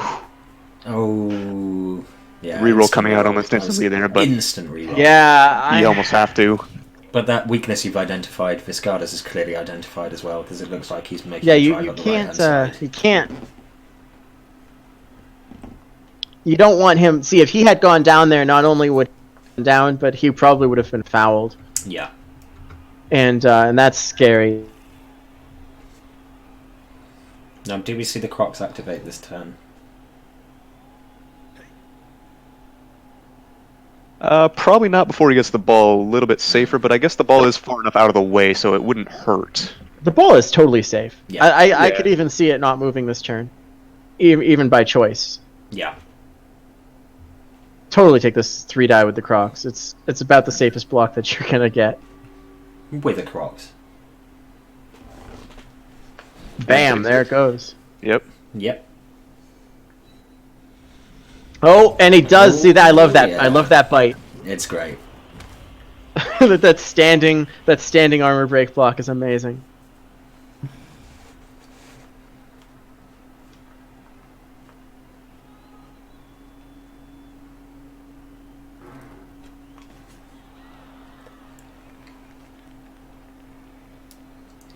Yeah, I guess your point well made, though. Those skinks almost pretty much don't have to move at all, because the only thing that AIM could do is base him. I guess he does move up the one on the left, because I don't think AIM's going to get to that one.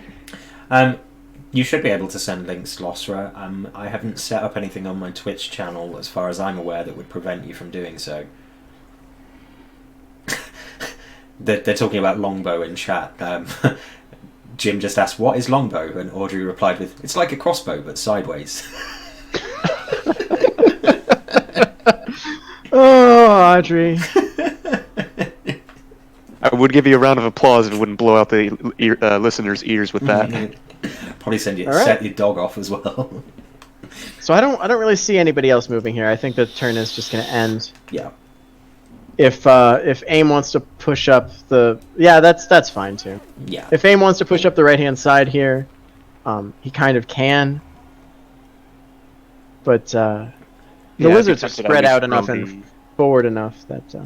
I would see that probably as a big attempt at baiting me into doing it. The temptation would be to stream up that right-hand side, but if you do that, you're uncovering that part of the pitch farther forward. With a whole bunch of swords between you, I just wouldn't do it. I'd let Visk play at me as much as possible here, because you want him to come at you so that you can get the ball into range for you to hit it.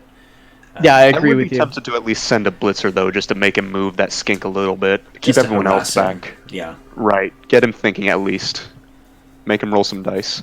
I think I'd probably just set up an elf screen and then have that have Poolmanander try to dodge off and move into the back. Yeah. Oh, sacrifice the rookie lineman instead of the rookie blitzer? Yeah. I guess that makes sense. You don't want the more expensive piece back there. Yeah. And plus, you can have a pretty comprehensive elf screen here. You can basically screen off the whole left-hand side and just leave the narrow gap on the far right, and force the lizards to do the first set of basing. Yeah. But that's not what he's going to do. He's going to take your plan, and he is going to rush the back. Depending on how many players he sends back that side, it may be an overcommit. We'll see. We will see. I would like to see him. I would have liked to have seen him trying to activate the ogre to send the ogre into the front. I'm almost worried that he might send his strength up catcher back there. Yeah. If he does, then that's an invitation to Viscardus to use all of his Saurus to try to move into a secure position on Aim's side of the field near the LOS on the right-hand side. That bonehead is huge. There's now a giant hole in the center that he's going to have a really hard time covering. That's why I would have liked to have seen him do that before he sent anyone back there, because if that happened, then he could. Unless you're going to hit with the loner, unless you're going to hit with the big guy, I always try to move them as early as possible because you need to know if they're going to cooperate before you do anything else. Exactly.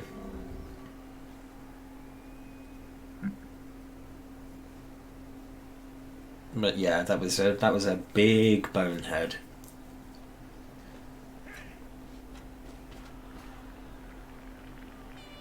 I don't like that. Jim knows how much I hate it when people dither like that. It shows that you don't have a clear plan for what you're going to do with the turn, and that's not good. You know, if you've got a formed plan of exactly where everyone's supposed to be, you won't do that. Yeah, it feels like that was reacting because of the ogre bonehead there more than anything. Mm-hmm. Oh boy, he's pinching down on the right side there, sending one guy back to play his safety, but this could be just an absolute wedge and just breaking right up the middle now. A lot depends on how this blitz comes out. Yeah. That not being a knockdown is a big problem for Aim. That is a huge problem.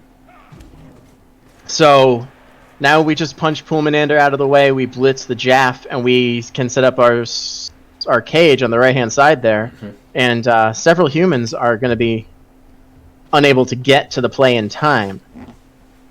Several humans will probably be laying on the pitch at the end of this turn. Oh, absolutely, if they're not dead. Well, that's just laying on the pitch in a non-moving still motion. Another thing that I really don't like is you have exposed the Jaff, your thrower, your ball carrier, to almost certain blitzing here from the Mighty Blowsaurus. That's terrifying to me. He's an important piece. Like, I'd have put anybody else in that spot. And I think he's trusting the block there. Realistically, as well. That's Viscardus has got all the time in the world here, so he can actually set it up for a 3-dice block on your ball carrier. It's bad. It's bad. Yeah, I really don't like it. We'll see if Aim gets punished for this, because it's going to get a little out of position real fast if players start going down. And here it comes. Yeah, here we go. It felt almost like... You can't re-roll that either. You already used a re-roll, and you need them for OT if it's going to happen, so... Aim I know we made lucky. fun of it, but really block lucky. We trust.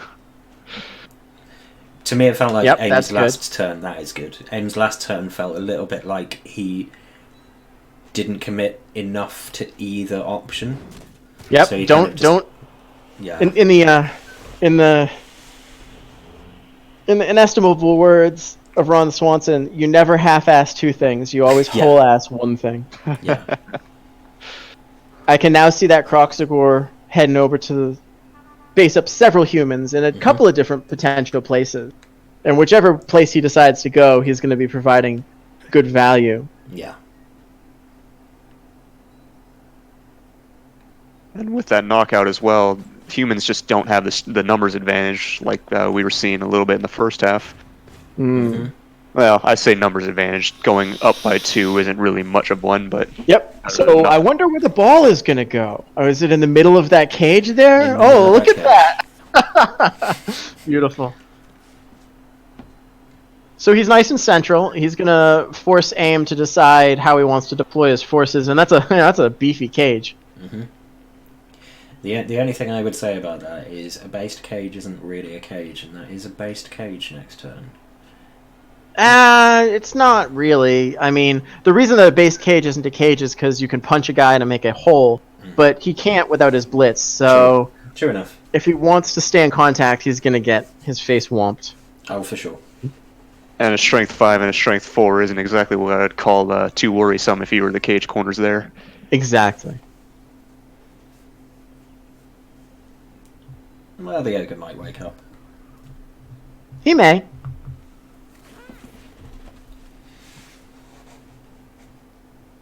And I think we have this diving tackle skink dodge out and run up the right-hand side, just to kind of project something for AIM to consider splitting his attention about. Distraction skink, for sure. Yeah. That's what Monty calls them, because they're not really scoring threats in their half. He calls them distractions because people will think that they're scoring threats and go try to cover them, but really the threat is the guy in the cage with the ball who's going to get thrown, not the halfling that's down. Right. Yep, I like that, screening off the left-hand side, so he can't surround your cage very well. And I think the only thing that's left is just dodge out that skink. If he makes the first dodge, cut the corner. Oh, all right, nope, we're covering the cage up. It's a little concentrated for my liking. I'd have liked that skink to move downfield, but it's not terrible. Ogre comes storming in. All right, Ogre and the Croxagore playing patty cake again. If you want to come up with a sequel name for that buddy cop movie, now's the time.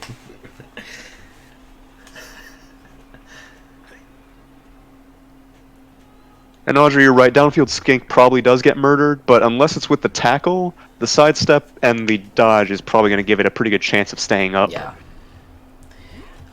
I think. And if he's eating the blitz, then that means that the cage isn't. I think we could see.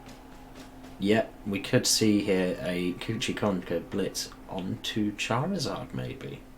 Yeah. More likely Meganium, but it could be. Yeah. Charizard. It probably would be with the tackle mighty blow if that's who he goes after, but then he's serving his purpose as a distraction. Yeah. Yeah, it might get mullered, but that cage is fine. We'll see though. We'll see where this goes.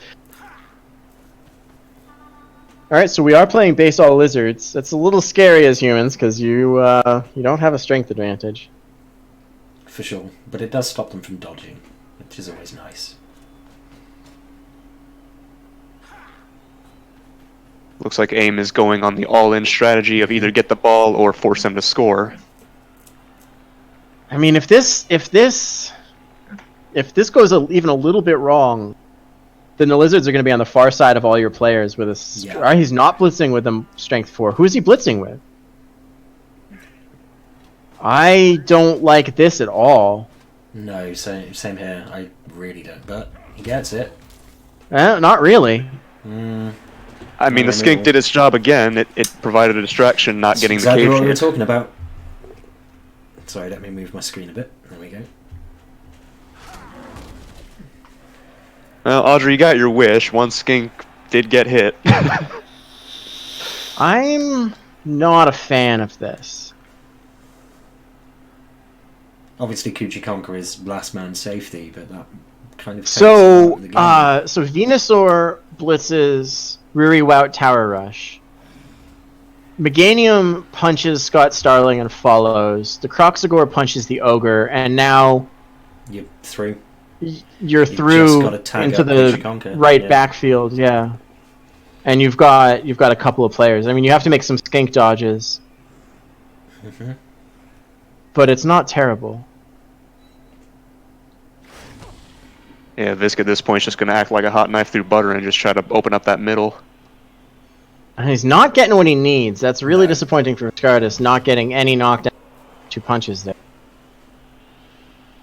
Yeah, but it's almost done the job of splitting AIM's team basically right down the middle. He's got almost half of them on one side, half on the other.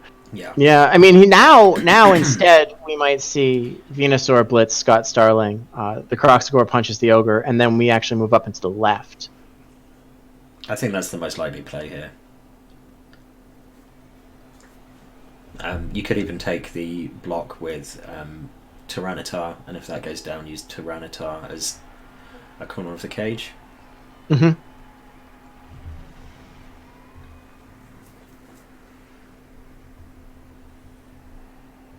Either way, I think we can almost all agree that Visk is probably in the catbird seat right now. Yeah. There's the blitz. It is on Scott Starling. He gets the POWs. If he pushes him right, he's going left. He does. He is. Immediately. And it's an armor break, but it's no damage. But that stun is helpful. Keeping that human out of the play for next turn is really all he needs. Realistically speaking, there are now really only 4 players maybe between the ball and the... A little high five action going on there. Alright, now a lot hinges on if this Kroxigor decides to be really dumb or execute the plan. It's a scary block. But it's a block you have to take. Yeah. Because you can't leave that ogre sitting on the cage like that. It's just that's not go. That doesn't go. Trouble. But in your mind you're thinking, if this is stupid, my cage is open. Yeah. If it's a 1 in 9, I'm completely screwed. It's a terrifying loner block to take. I know how much Visk hates 1 in 9s, which is probably why this is taking so long. Yeah. But he doesn't have a choice. He doesn't want to take it. It's stealing himself for it. I'm just imagining the beautiful minds, some equations going by your head right now, and he's just trying to think of all the possibilities as to what could happen. Yep. All right, so he's doing the dodges. That was okay. He's covering the in case. All right, I like that. Yeah, I would have liked that tape to move up. Gets the power. Oh, he's going left, so he's not actually moving the ball left, and he doesn't follow either. This is interesting. He might not move the ball at all. Just sit there. We might just stay here. Yeah, there's no wizard threat, but he's even more concentrated now than he was last turn. Yeah, I don't like that. I think I would have punched the ogre right and then moved up. Mm-hmm. Exactly. That's what I would have done. Pushed the ogre right as well, moved up, and then brought the ball up. Because at the moment, I think we have to say this is Visk's game to lose. Mm-hmm. So I think that was a little passive. He has time, but he's going to be very, very surrounded next turn. He's going to be... I think that AIM should probably pick a section of the cage and attack it with like almost everyone. I think it's going to be the right-hand side of the cage here. I would agree. He's got enough guard over there that he's going to be able to pretty significantly impact it. Yeah. I would aim my blitz at Meganium. Yep. Because he doesn't have dodge, and I would try to get some people into the cage on the ball and just put a lot of pressure on him. For sure. That's what I would do as well. Just try and squeeze that box even tighter and try and remove some pieces from it. Because literally... So he did move his ogre over to the left, and I'm not... Yeah, I'm not really sure why. Yeah, he's I don't like that. Especially talking to him pre-game, he always preaches get that ogre in the center, and he just voluntarily moved him over to the side.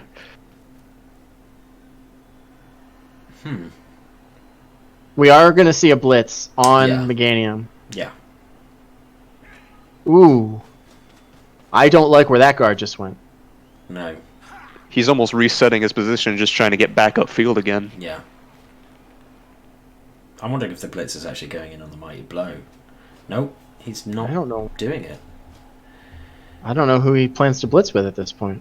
Either John Cena or Jackal Black, I guess. But he could be dodging out with Hood of the Clinic. 1, 2, 3, 4, 5, 6, 7, 8, 9. That's 2 go for it. He won't be doing that. Jackal Black can get a blitz in on Meganium from the bottom corner here. Yeah, if he goes from the back, then it's a 1 die. Yeah. And it's block on blow. Positioning. Yeah, I don't see where he blitzes now. There is no good blitz. Again, I think this is a result of him not having a firm idea of where everyone was going to be when he started moving. He didn't have a plan for his... Wow, that's kind of brave. Well, we might be saying goodbye to Jekyll Black. Wow, he's going after that skink really hard, which is strange because he doesn't really have a good chance of getting him down, and he doesn't.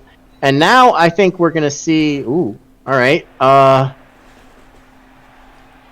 I mean, you got the assist piece in there with guard, but that thing is going to get hit real hard. Oh yeah. Yeah, no, I'm not a fan of this. No, I'm not either. I would move the Crocs into the corner, to the right, and then up and to the right. So he's basing the guard and the 2 humans on the right hand. Yeah. That will allow you to get a number of value hits in that area, and then move everything else up and to the right. I'm genuinely perplexed as to why he moved the ogre there. Like, Yeah, I don't like what AIM did with that turn. I think that he didn't get any value out of it, and he put himself in significant disadvantage. Yeah. Yeah, just looking at it now, if I was Visk, I'd take the blocks on with the 2 sources at the back of the cage, just knock off the blitzers. Mm-hmm. Clean that up. Like you said, move the Crocs over. He's basing 4 humans with guard. Yeah. Mm-hmm. And a prehensile tail. Mm-hmm. Right. And then you just start hitting people. And see how many teeth go flying. Yeah. Yeah. I mean, he could hit like almost the entire human turn. And even then, his cage really wouldn't be too badly impacted. He could move Charmander a little bit over to readjust, but otherwise... Yeah, I think he almost just perfectly shifts safe. right a couple of squares, Right. and otherwise just punches everybody. Yeah. Yeah, as McMackey says, the lizards have the time and they're fast that they can just punch for a couple of turns before they start feeling pressure. So we'll see. We'll see what Visk does, but I think that he's in a better position now. Kind of mitigated his, in my opinion, incorrect choice to stay so central. Yeah, his passive nature there wasn't punished because it feels like... Yeah, and I think that in order to win this, that's what AIM needs to do. He needs to try to push him out of his comfort zone, and he didn't. I think he's playing into Visk's style and letting Viscardus kind of dictate this play, and I think that's a mistake. Yeah. It felt like again, AIM just didn't quite have the chutzpah to commit in that one, and as a consequence, put him somewhere not so good. No knockdown there. The fact that he punched from the left means that I think that he's going to actually be going to the left. Yeah. Which isn't awful. But it does. I wonder if we're going to see... Ogre. It does, but he could get the Crocs. Ooh. Bust out a reroll straight away for that one. Yeah, that's pretty terrifying. That leaves him with 1 for 5 turns. And overtime, if it goes there. Yeah, I don't think that's an incorrect move considering that's his block Mighty Blow, but it'd almost be tempting just to eat that one. Because he still has the cage up anyway, even if it is pretty based. No, I wouldn't eat that. But again, if I were him... Oh, wow, lots of pushes this turn. That's really not helping. I wonder if he's planning on blitzing the ogre. He could be. May even be a Crocs blitz. Yeah. It's a scary idea. It's a really scary idea. Oh, he gets the thrower. He has had really quite poor block dice this game, has to be said. Yeah, we'll have to see the numbers after the game, but even if it isn't poor necessarily, it's definitely coming at really bad times. He has rolled 2 double skulls, which I would call quite unfortunate for him. Right, and that's just this half too. Yeah.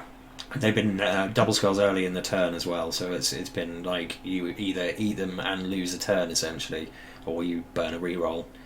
Yeah. Because I mean, a double skull as the last thing you're doing in the turn, if it's not particularly crucial, isn't the worst thing. But a double skull 2 blocks in. Okay, I don't hate that. I don't like that the Crocs isn't on multiple guys, and I don't like that he didn't blitz. Yeah. And that's very unfortunate. The cage is now open. Yep. Sort of. A little bit. It could be.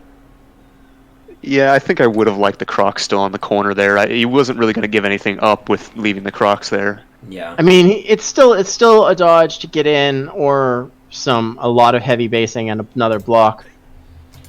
Yeah, I don't like this though. This is dangerous, and I don't think used the advantage he got from AIM last turn very well. We'll see. We'll see what AIM does. I don't know. This is kind of awkward for everyone. Yeah. this really could be the deciding point of the game, though. Whoever seizes the initiative. I agree with Mackie that activating the Crocs at all was risky. For sure. And I don't like that he didn't blitz. So how does AIM get on ball here? I think the obvious target is probably Blastoise, if you can figure out a way of getting to him. Perhaps use the Ogre to hit the Saurus, bring Hood of the Clinic in to assist, blitz onto Blastoise with John Cena and step onto the ball from there. You could do that. That throw in a really dangerous position there between that yeah, entire he's not right the side. guy I would choose to do that base. Well, I guess this is Awesome's way of saying this is go big or go home time. Yeah. He's going big. He can chain the ball into the blitzer, you are correct. Yeah, I think Blastoise is the play here. He's moving that guard over. Yeah. Now the question is, will he just take it as a one-die, or will he bring someone else to help assist? I think you hit with the Ogre and then bring in the assist with Hood of the Clinic. You're also closing off that channel then, so the skink can't rabbit off to the left.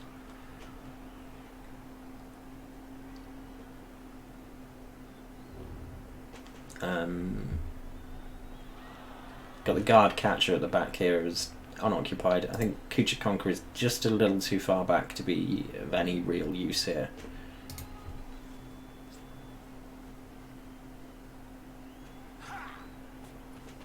Hood just runs around. Bring him down for the assist. Yep.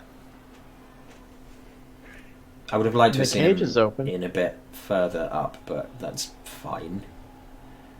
It works. Oh, and a stun. That's a big stun.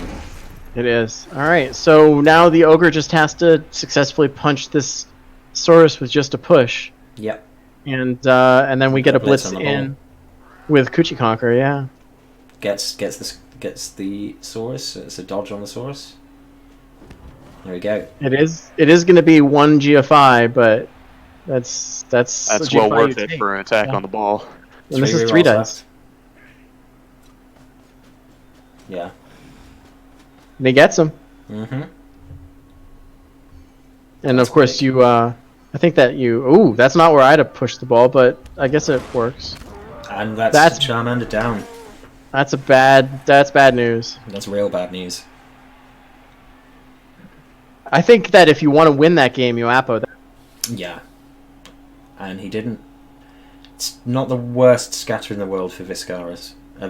That catcher, though, could make it to get it if he For really sure. wants to try picking up the ball. Not suggesting he does. I'm not sure that'd be the play here, but he really could if he wanted to. I think that you just take one GFI to get on the ball Yeah, without trying to pick it up. I would agree.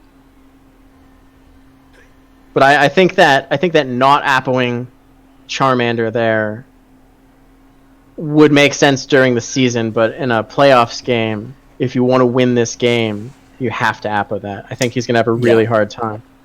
I agree. True, but on the flip side, you have to remember that this is almost kind of like a season game in a way. If we're taking these teams to minors, he may be thinking I guess for the win necessarily with that. that's coward thinking. Well, hopefully we can have him in here later to answer that, and I'm not trying to call him a coward. Yeah, we'll get him to jump in and give us an interview towards the end. But yeah, I think he kind of had to Apo that. That's an interesting decision. We'll see. We have some disagreements. That's an interesting one, bringing the catcher down there rather than onto the ball. Yeah, I'm not really sure where he's going. I guess we'll. Yeah, I mean there why are not now many. stepping him in? I would even have been tempted to take the GFI to get onto the ball without basing the Saurus. I mean, he had a reroll. This has a really hard time to get to the ball this turn. He does, yeah. I mean, that's one skink that he has up, and that skink doesn't really look like it's going anywhere at the minute. If this works, though, I mean, this knockdown worked. All he needs is this 3+ dodge and then the pickup, and that's That another knockdown stun. definitely worked. So I don't know why he didn't follow there. He needed to follow so this skink had a clearer path. yeah, Yeah, I agree, Shanky, because this skink he can just dodge Dratini straight back out. can dodge out, pick up the ball, and then start moving. Yeah, forward. what should have happened is that Bill Nye the Science Guy should have come 2 down along these line of blitzers and then taken a GFI to step in on the ball just to this square here. It's worth burning the reroll for that because it would have made it so much more difficult for Visk to get to that ball. I would have actually gone around the outside to the right. Yeah, and I would have done too. I would have done too, but given the direction that he took, that's what he should have done. He should have gone to there. Yeah. He did not. Either way, it was 1 GFI Yeah. to get on the ball, and then that would make it a plus to pick up, and that's way harder. Yeah. Well, this shows you how much I'm paying attention. I didn't realize he got the tackle piece on the skink. That is going to help a little bit. He did. Yeah. And more pushes from Visk. Alright, he clears up the ball, but he doesn't get tackle off the skink, unfortunately, because that's not a knockdown. You can't re-roll that, Viscarda. Stop thinking about it. Stop thinking about that. Can't. He's really contemplating it. He took the blocks. Yeah, I would. You don't want to push him because you don't want to follow into that mess, and you want to keep that guy based. Yeah. So he can't go kill a skink. So now the question that you have to ask yourself, do I go for the ball? And he does, and he makes it out. Good. Stunted Now- doing its thing. Oh, Doesn't you have to reroll that or you lose. Oh. And that's a big problem. He's now out of reroll, Oh, and he's he doesn't have the doubled. ball. Damn. that's That's- some harsh dice luck there. That Well, is I huge. think that if this goes to overtime, then Visk is out. I think his only hope now is a long stall and then keeping control of this ball. He has a chance to do that, but it's not good anymore. No. Rip in pieces. That's right, Losser. That was a couple of really, really bad turns for Visk, actually. Yeah. Just his block dice are not supporting him here. Mm. Yep. All right. So now we're gonna go and chain push the skink and the Saurus off the ball. Yep.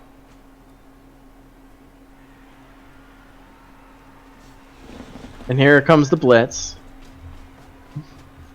Smart play by AIM here. Mm-hmm. And now it's he didn't get the skink off the ball, but he does at least get the Saurus off. Mm-hmm. Now, it's a little unfortunate that his thrower, who could have gotten a little better chance at picking up the ball, is currently sitting, seeing stars above his head. True enough. Yeah. But he does have a catcher, who, yeah, okay, you can't pick up maybe this turn, but you can probably get him into a position where it's going to be very tough to shift him from there and pick up next turn. Yeah. This is looking decidedly This is looking dire against for Visk Viscardas. now. And that's a good place to put him. Yeah, very That makes good place. getting that ball extremely hard. And that's a very good knockdown.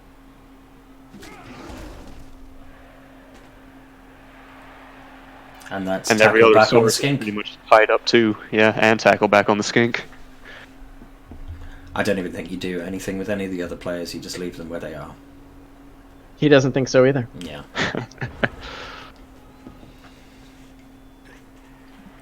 For sure, you pick up and the Sauruses can't get you, but if you fail the pickup and it lands on the skink, And really, you could almost potato with that catcher as long as you get that skink down somewhere. yep. Which is what I think you will see. You will see someone go and tag up the Saurus. Blastoise is on the floor. Probably someone go and tag up Squirtle if possible as well. Although, realistically speaking, if you're tagging up Blastoise from the bottom right... Oh, here we go. Yeah, so moving back to act as a safety. Blastoise is probably going to come down and join.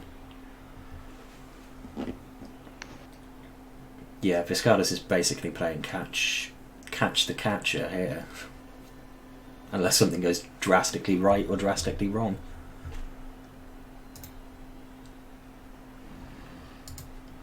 And we might see that strength up on the catcher, which a lot of people have considered a very weird choice coming into play. Yeah, that will definitely come into play. That's not going to make it an Skink easy hit blocks. for those skinks. Yeah.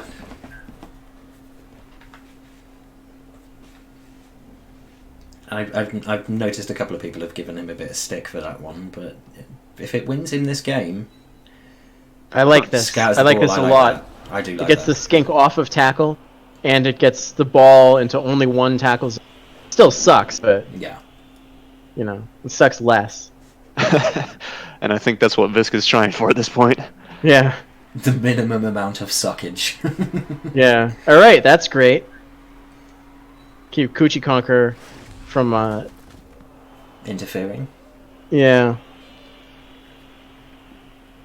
And I do agree with taking as many blocks as you can before this ridiculous 3+4+ to get the ball. If he gets the ball, he's still in business here, and this can turn into a great long stall. If he doesn't get the ball, he basically loses. Yep. And he's got to do the pickup without a reroll, and all the dodges without a reroll. Yeah, exactly, Audrey. He could have used those powers a couple of turns ago. Oh man. So it's 3+4+. 3+4+. Yeah, definitely take back what I said earlier. These dice haven't been very kind, but at least it might be swinging back around. And you don't activate the Crocs. And yeah, he makes it. He makes it. Oh my goodness, it's business is on. He didn't use dodge, so you just go straight back and you go to run for it. And you're going to be doing a little skink potato, and the only person who can catch you is that strength 3 catcher. Yep. Oh, you say Come on. only. That's still a little bit nasty for the skink. Oh yeah, absolutely. But I mean, what other choice do you have? Right. For sure.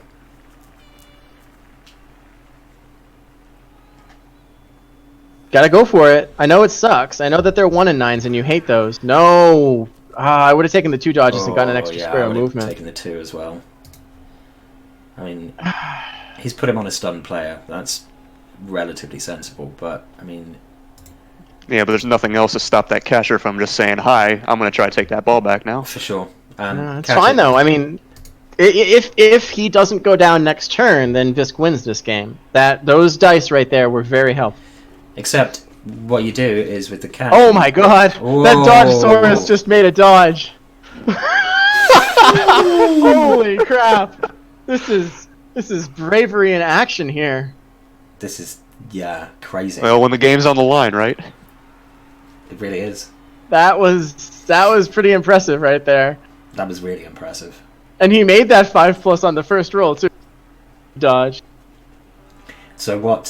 When the Crocs gets a push, awesome. So now suddenly things are looking much better for Ghaustos than they were before.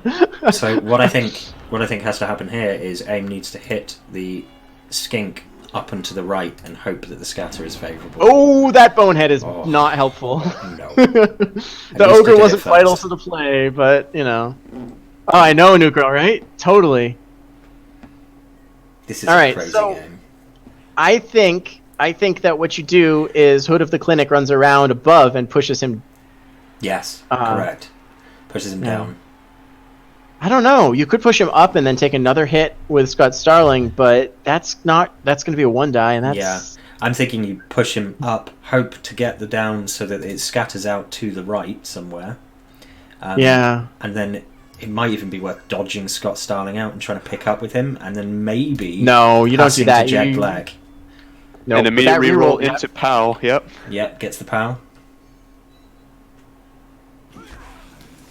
Oh, and he still has a chance to pick it up with somebody that has that could use dodge. I'm thinking one of maybe the dodge blitzer once he takes the shot with Jack Black. Yeah, Jekyllback hits Blastoise, and then John Cena goes to pick up the ball. Yeah, that's I think your best shot here. I would be very surprised if he does anything else.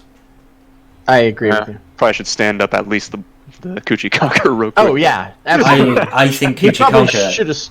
Ooh, is he going for the GFI? No, he's just going to stand on the ball. No. Just in case I like that. I think like actually you maybe take the hit with Jekyll Black and leave Coochie Conquer down, and then Coochie Conquer gets up and tags the skink. Well, not anymore. No. He's got to use the dodge, but at least that's a built-in reroll. Yeah, stands him up. That's smart turn motor. Needs to use the dodge. But it works. But gets out. Well, here we go. Oh, and he fails. Oh, he fails it. And he already used a reroll. All right, so...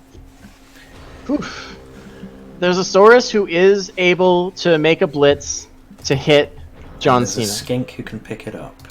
Yeah. On a 3+3+3+. Mm-hmm. 2 of those were built-in rerolls. Woo! Well, this certainly brought the drama. Yeah, I was going to say, this did not disappoint whatsoever. Considering we spent most of the first half just staring at humans standing in one tiny square, and the second half looked like it might be lizards doing exactly the same, it suddenly opened up very, very rapidly, didn't it? The odds of this going 0-0 are very high now, and if that happens, strongly favors Awesome Aim, especially if he wins the toss. But even if Visk wins the toss, he'll be down 3 players, and it will be very uphill for him. Yeah. Well, maybe. He might only be down 2 players, depending on that KO. True enough. Alright, trying to get him out of the way so that the skink is more free to move. It doesn't work. I know Visk is going to be down 3 players. It's 3 injuries. Yes, but the question is if he's going to be... Yeah, because of the KO. 3 players Sorry, behind. I get you. It's late. Just a stun. Another thing is all of these armor breaks that aren't removals when all of the hits against him were. That's a big imbalance against Viscardus that's really hurting him here. Somehow human armor being a little bit more productive than lizard armor. Somehow. He now has a clear path to blitz with Meganium on John Cena. Yes. Making it just 3/3+ to get that ball. Yeah. I say just with giant air quotes. And he's taking it. Just needs a push. That's all he needed there. And he gets the push. And then I think that you move him one more. Okay, following is okay there. Yeah. All right. I don't know. I think you probably punch Scott Sterling before you go for the ball. I think you're right. You just try and get him out of the way so that he can't intervene. And also, you might remove him because you have Mighty Blow. Yeah. And you get him. No removal, just a stun. Another just a stun. It's all stuns. Yeah, I mean, the temptation here would be to pick up with Squirtle and send Dratini downfield. Yeah. Yeah. Yeah, I would send Dratini downfield first. Yeah, I would too. Actually, I would send Squirtle downfield and go for the... Alright, well, he's going for it with Dratini. Dratini's going to be the scoring threat here. Steps out. He makes it out. Yeah, I personally probably would have taken him back through the middle, but that works in terms of getting a scoring threat immediately.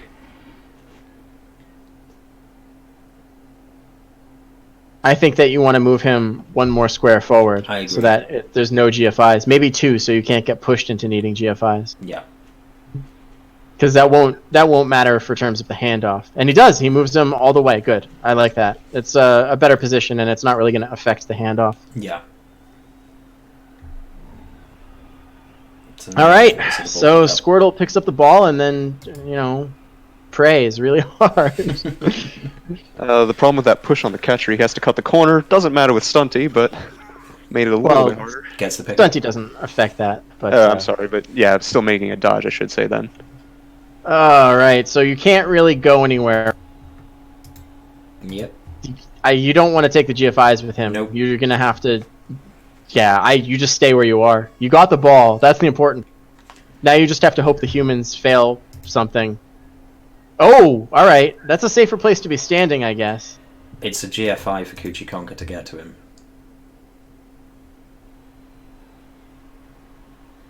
Yeah, it's a GFI for Kuchikonka to get to him. 7 squares, so it's...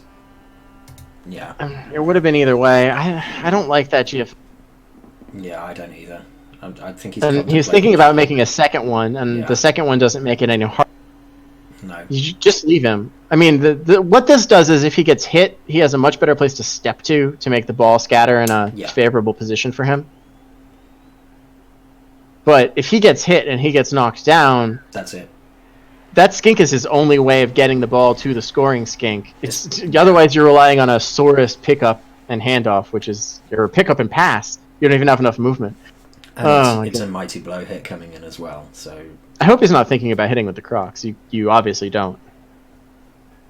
Yeah, not with a guard piece sitting there. That guard comes in, and this game is going to be completely opened up again. Don't do it. Don't do it. Just end your turn.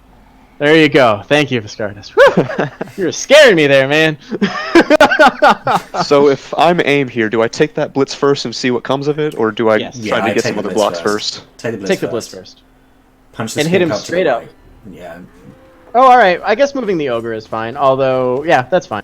Same distance. I don't think that Yeah, changed it anything. doesn't change anything because you had to go one down to get out away from the Saurus tackle zone anyway.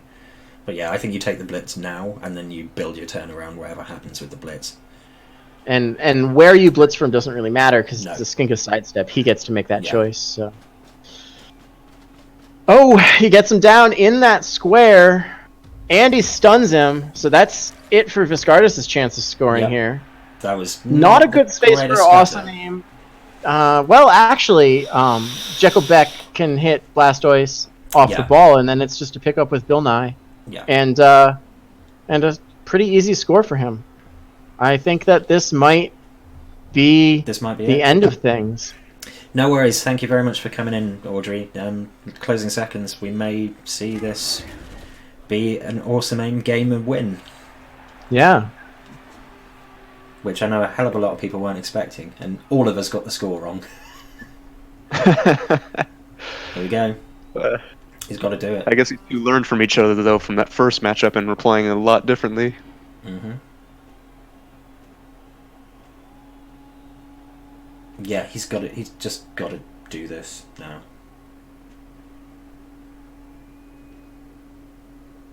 Well, it's either pick up or overtime. That's the way I basically see it. Well, I guess aim's got one more turn if this does fail. Yeah. Yeah, I'd be tempted to actually throw the block with...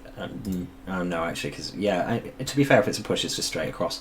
Maybe throw the block at Meganium with John Cena so that you can free up Hood of the Clinic to come down, and then that way you've got... A scoring threat in a case you scoring fail to threat pick up. In case you fail to pick up. So that even if you Yeah, fail to pick 'cause- up, you can make the pickup next turn, and then you can use Hood to I score. mean, it's a 3+ either way, so I would just make the dodge with dodge. Yeah, that's better. Yeah. And he gets the ball. Holy crap! Wow. He makes the handoff. He might even score this turn. He could do. No, you don't want to score this turn though. You want wanna to just stick stall. him on the end. No one's going to catch him from there, so just stick him Yeah, right don't down take the bottom. GFIs, just roll it down. Yeah, That's the end of the game. that is the end So of the game. we are going to see a human-human final unless something absolutely weird happens. I don't think it will. No, I don't either, but He can't get caught. if for some reason it does. No, there's nothing left. I mean, unless Awesome Aim just really greedy blow, Right. or like makes it go for it right now and stuns Yeah, no, himself, he takes the but he safe doesn't. play, he knows. I genuinely dread to think what Awesome Aim's stream is like right now. He's probably shouting so loud that everybody is mute him and stop watching.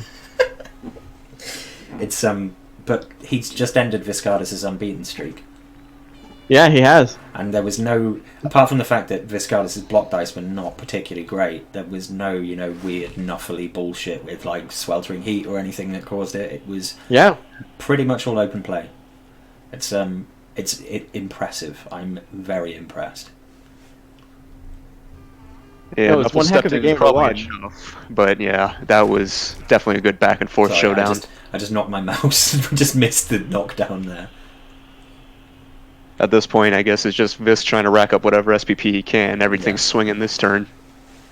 I guess the only thing that Viscardus could have done to prevent this is at the end of last turn, he could have punted. Yeah.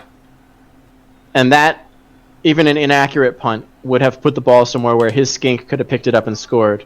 But Awesome Aim couldn't have gotten to. Oh. And a double one just for good measure on the dodge reroll. Yeah. Yeah. Not really sure why he was doing that in the first place. I guess maybe to keep blocks. But it doesn't matter why. It didn't work. If you're aim here, you just score. There's just literally just no... score. Just Literally win the nothing else. game. Just win Don't the do game. anything else. Just win the game. I guess he's probably putting out the GGs now. We can't see I the hope touch so, fast, yeah. but yeah. Here it goes. And there's the score. Now it's a good thing though. Man. Pikes can't impale your own player. Otherwise, that might have been a little bit bad. And congratulations there. It's Congratulations awesome to him. aim. And condolences to Viscardus. That was one hell of a game to watch. It really was. Pleasure to cast. Absolutely. I really enjoyed that. Thank you for letting me come on. Hey, no worries. It was good stick having around, you. though. Great insight. Yeah, stick around though. I mean, we are going to try and get hold of Viscardus and AIM and get their thoughts if they want to join us. Just not a good game for Viscardus at all. You know, no SPP at all. All he got was the MVP on Tyranitar. And that's not for lack of trying. You got 12 armor breaks, just nothing going his way that time. Yeah. Statistics-wise, you know, the Pocket Monsters had the ball 18% of the time. I mean, if you look at that, they succeeded 56 blocks and scored 2 removals. The real gamers only threw 39 blocks and got twice as many removals. The removals, I think, were very significant, and the fact that they were so heavily against the Lizards made it much harder for them. I mean, it's what we said at the beginning. Because of the fact that neither of them had benches, removals were going to be a hell of a lot of the story of this one. Let's see. Viscardus's block dice were almost exactly statistically average. Yeah. 22, 22, 40, 21, 16. A little bit light on full POWs, but not a lot of variance there. The real gamers, times, really. Yeah, the real gamers were a little bit. Actually, they were pretty much average as well. Yeah. 8, 19, 30, 12. So they both had very, very average dice. It was just at the wrong time, and those removals were massive. Yeah. Yeah, statistically speaking, it was just the removals that did the thing. Yeah. Armor rolls, we had 20 successes and 7 failures for Viscardus, and for the gamers we had 18 successes and 13 failures. So in fact, AIM failed more armor rolls than Viscardus did. By quite a margin. But that key line right below it, though, by about 20%. Yeah. Yeah, it was the removals that very much swung it. So yeah, see if you can get them to connect a voice. I'll pull them into the channel. I see Visca's actually in the chat right now. If you jump into one of the rooms on REBBRL, then Ellie can pull you into the chat that we're using, because it's the proper special boosted casting room. That's a lot of adjectives for this room. All accurate, though. But yeah, Visk, if you're feeling up for it and want to give us a quick shout, we completely and understand your if thoughts on you're the game. not, though. That seemed really stressful just from watching it, let alone playing in it.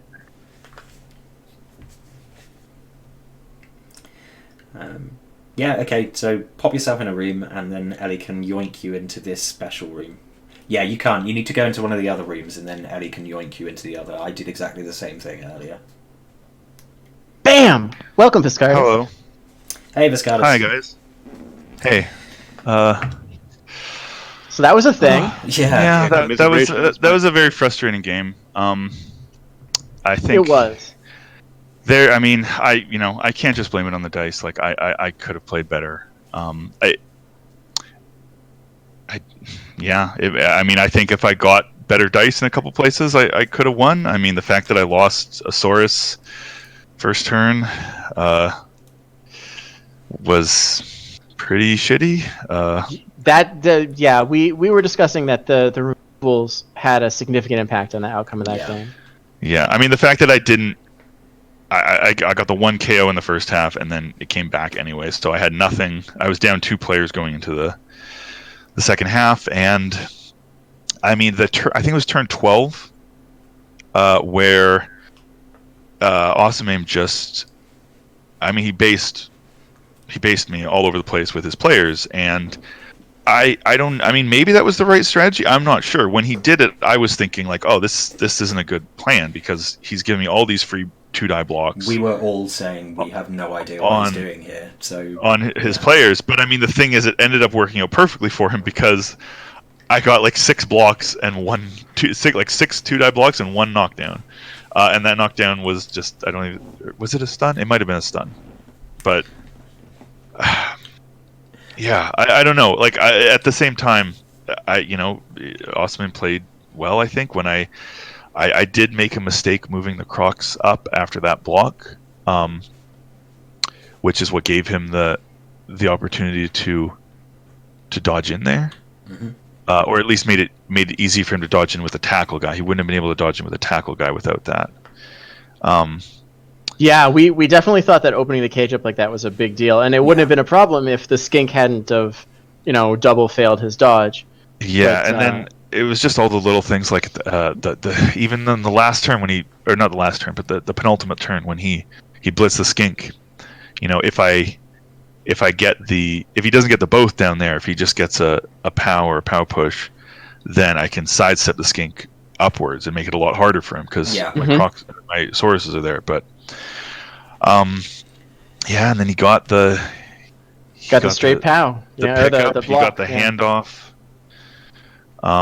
So what we were saying, it happens. I got a 50% pickup too, so I can't complain too much about that.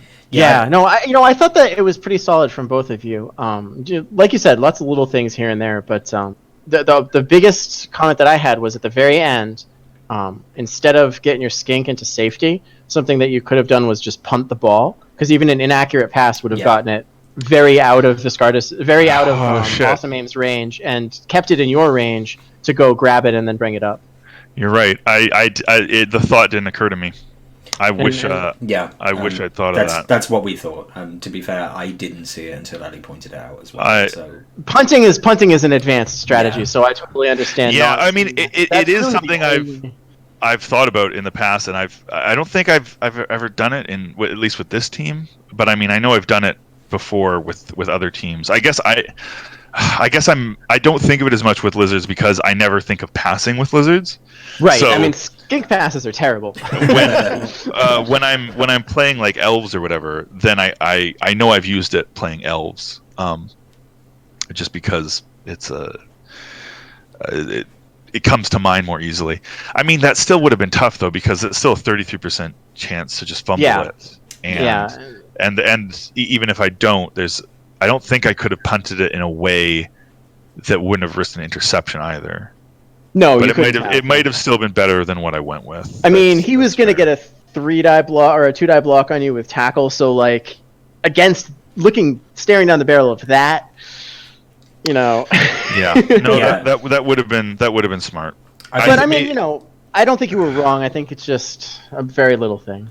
Yeah, I think you were kind of in a Hobson's choice there. You were damned if you did, and you're damned if you didn't. And maybe it would have gone the other way if you'd done it. Maybe it would have been just exactly the same result. I don't think you necessarily made the worst ever choice. Yeah, and I did notice that the only reason for Alligator even went down there was because he was the one without block. Mm-hmm. And the ogre got the both down, and the ogre has block, and so it's all Audrey's fault. You heard the official word. I am expecting you to retire the Feraligator name now, having had Feraligator die and then never not be so good. Absolutely not. Absolutely not. He's just fainted. He'll be back momentarily. There we go. I just need to get him to a Pokemon Center. Anyway, I guess I don't know if there's anything else you guys want to ask me about the match or anything, but no, just nice to touch base. Really good to touch base. Good luck moving into minors. Hopefully you enjoy watching the replay regardless of the result. Oh, it might be tough. I don't know. I'll see if maybe my mentor wants to go over it with me, and hey, but oh man, it was a tough loss. At least you have a measure of revenge coming up as well. How's that? The OMCFC game is you versus AIM for the first round. Oh yes. I guess I'll be playing Wood Elves though, so I don't know how much. You got a war dancer. Violence I'm gonna be able to inflict. Just beat him 5-0. Well, I've got the Tree Man. Couldn't cause some damage. I don't know. Yeah. All right. Well, let's see if we can bring AIM in and. No, I don't. I can't deal with. Oh no, you can. You can bring him in later. I can't handle him when he's excited. But I guess I'll say right now, good luck to Kitakaze. I hope you can avenge me. Well, I'll be trying my darndest. It is a human versus human matchup, so. And also, right now, my other regret. I kind of wish I just. Let the Kislev team win in week 9 so that AIM wouldn't have made the playoffs. All right. Boy. Anyway, thanks for casting though, guys. I appreciate it. My pleasure. Okay, and this gets mentioned before. Commiserations again, but that was a well played match. It was a hell of a game to watch. A very entertaining semifinal. Thanks. Okay. Talk to you guys later. Good night, man. Good night. All right, I think AIM is going to come on. We can. Here he Right. is. I'm gonna Hey. just downplay you a little bit. Go ahead, aim, do your thing. I'm good now. No shouting, please. No, don't worry. No shouting. Congratulations. I've already gotten it all out. All the gamer is out. Congratulations, mate. Congratulations. That was a really fun game to watch. If you want to watch the replay, we did have some questions, but overall, I thought that it went really well, and you humaned those lizards. You really did. The gamers did rise up. And you absolutely upset the expectations, I think, with human versus lizard matchup. So, from one human to another, congratulations, and I look forward to our match. I do as well, and not to mention, that's his first loss. It's his first non-win, actually. Yeah. Mm-hmm. Gamers have really done it today. You broke quite a streak. So. Jim in chat has just pointed out that those two guys have the most Canadian voices ever. I know, don't they? Yeah. Yeah, when will that finals game be? I already rolled it, so you guys are welcome to schedule and play whenever. Why don't we play it right now? No, kidding. No. I think you might want to rest. Aim, I don't know about you, but personally, I would prefer next week if that's all right, since we are coming up on the weekend already, and I unfortunately do have other plans. I actually have exams all next week. Okay, Sunday then. Be a nice weekend match. Yeah, Sunday's fine. We'll figure it out. Yeah, we'll figure it out. Jim, to answer your question, probably very soon, based on the fact that he's got finals, and I don't want to put him at that disadvantage to have to worry about finals and this game. So, yeah. Dude, I'm a gamer. I rise up against any challenge. You got finals, you got college finals, you got college Blood Bowl finals. None of that can get in my way when I'm a gamer. That may be true, Aim, but I want to make sure that there's no excuses on the table for when I romp you into the ground. Ooh. I like it. I do Make like you it. regret picking the strength up. I'm just gonna say that. All right. We'll have to see. But It trash is- talk aside, that was well played on your end, and very good job beating the lizards one more time. I'm finally done with the lizards. I'm free. I'm free. Until next season. Until next Until next season, yeah. Not again. Oh, Ellie's just rubbing her palms together right now. She's like, "Oh, I could do this again. That was fun. Let's put lizards and humans again." Yeah. No. Just stick aim in a division with all the lizard teams. from Totally college. random pairing. You just happen to be in the Totally. division with all of the lizards. And Murta Dash. You get all of the One lizards human. in Murta Dash. Yes, exactly. I don't know how it happened. It was just a fluke. Yeah. Correct, Jim. 3 of the 4 semis were North Americas. That is correct.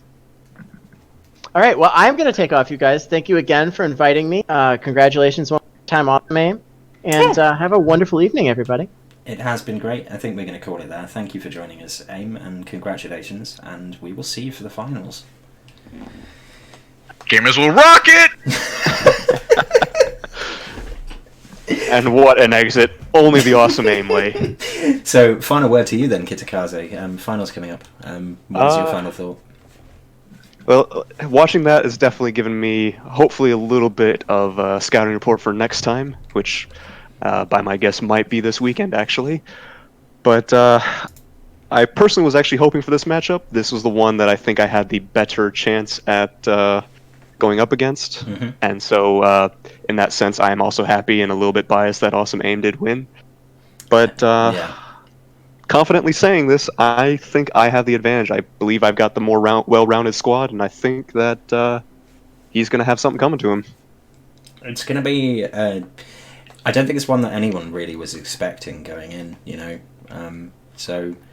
No, just looking through the brackets, it was the 11th seed and the 13th seed. Yeah, and I think, no disrespect to him whatsoever, but I think everyone expected AIM to lose every single playoff game that he went into. So Not everyone, but I think for the majority, he was not the favourite going into any of those games. So, Yeah, no, absolutely. He had a very large mountain to climb, going up against the rats, going up against 2 lizards in a row. That mountain is absolutely unbelievable what he had to climb, and hey, more credit to him for having to get through it all and still making it to the final. I'm just going to point out to Jim in chat as well that him pointing out that the Americans got to the end much more than the Europeans did, and calling us his Euro trash friends. You'd better hope that you don't end up in the same minors division as me, Jim, because Crumpteeth is going to show you the error of his ways. The error of your ways and the error of his ways with his piling on skills. Jeff, were you the mentor for Awesome Aim, based on what you're saying in the chat there? Looks like it, yeah. Glad to have you in, and I'm sure you enjoyed watching that game, and maybe were a little bit on the edge of your seat just as much as the 2 players were, I'm sure. It was a cracker. It really was a cracker, and you've coached someone who got to the finals. That's a hell of an accomplishment. I almost kind of want to put him and Rand in the same room now and see what happens. Maybe we can convince them to both jump on and co-cast sometime. The final. If we can get like a casting thing going up with the finals, you can have both mentors in there as well, just chucking in their 2 cents.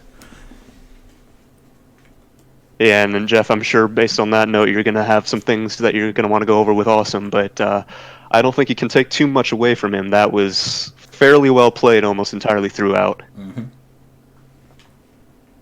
And hey, who cares how you play if you get the 1-0 win in the playoffs? Oh yeah, I can definitely agree with that, unfortunately. Right, I think we're going to leave it there. It has been a pleasure again, Kitakaze, and thank you very much to Ali for jumping on as well and putting us to shame with the expansive Blood Bowl knowledge in that brain. Yeah, I appreciate you having me on, and yes, again, thanks to Ellie. That was actually very informative, and now I know a little bit more than I did before. Indeed, and as it is nearly 5 o'clock in the morning, I should probably go to bed. Yeah, get some sleep, bud, but thank you again for casting it, and My pleasure. To your audience, thanks for coming out and listening to us yap for about 2 hours and change. We will see if the finals... I won't be casting that. I'll just randomly pop up in chat and type nonsense. It'll be great. Okay, good. So good luck to Awesome Aim for the finals, and good luck to you, Kitakaze, and we'll call it. Thank you very much. Good night.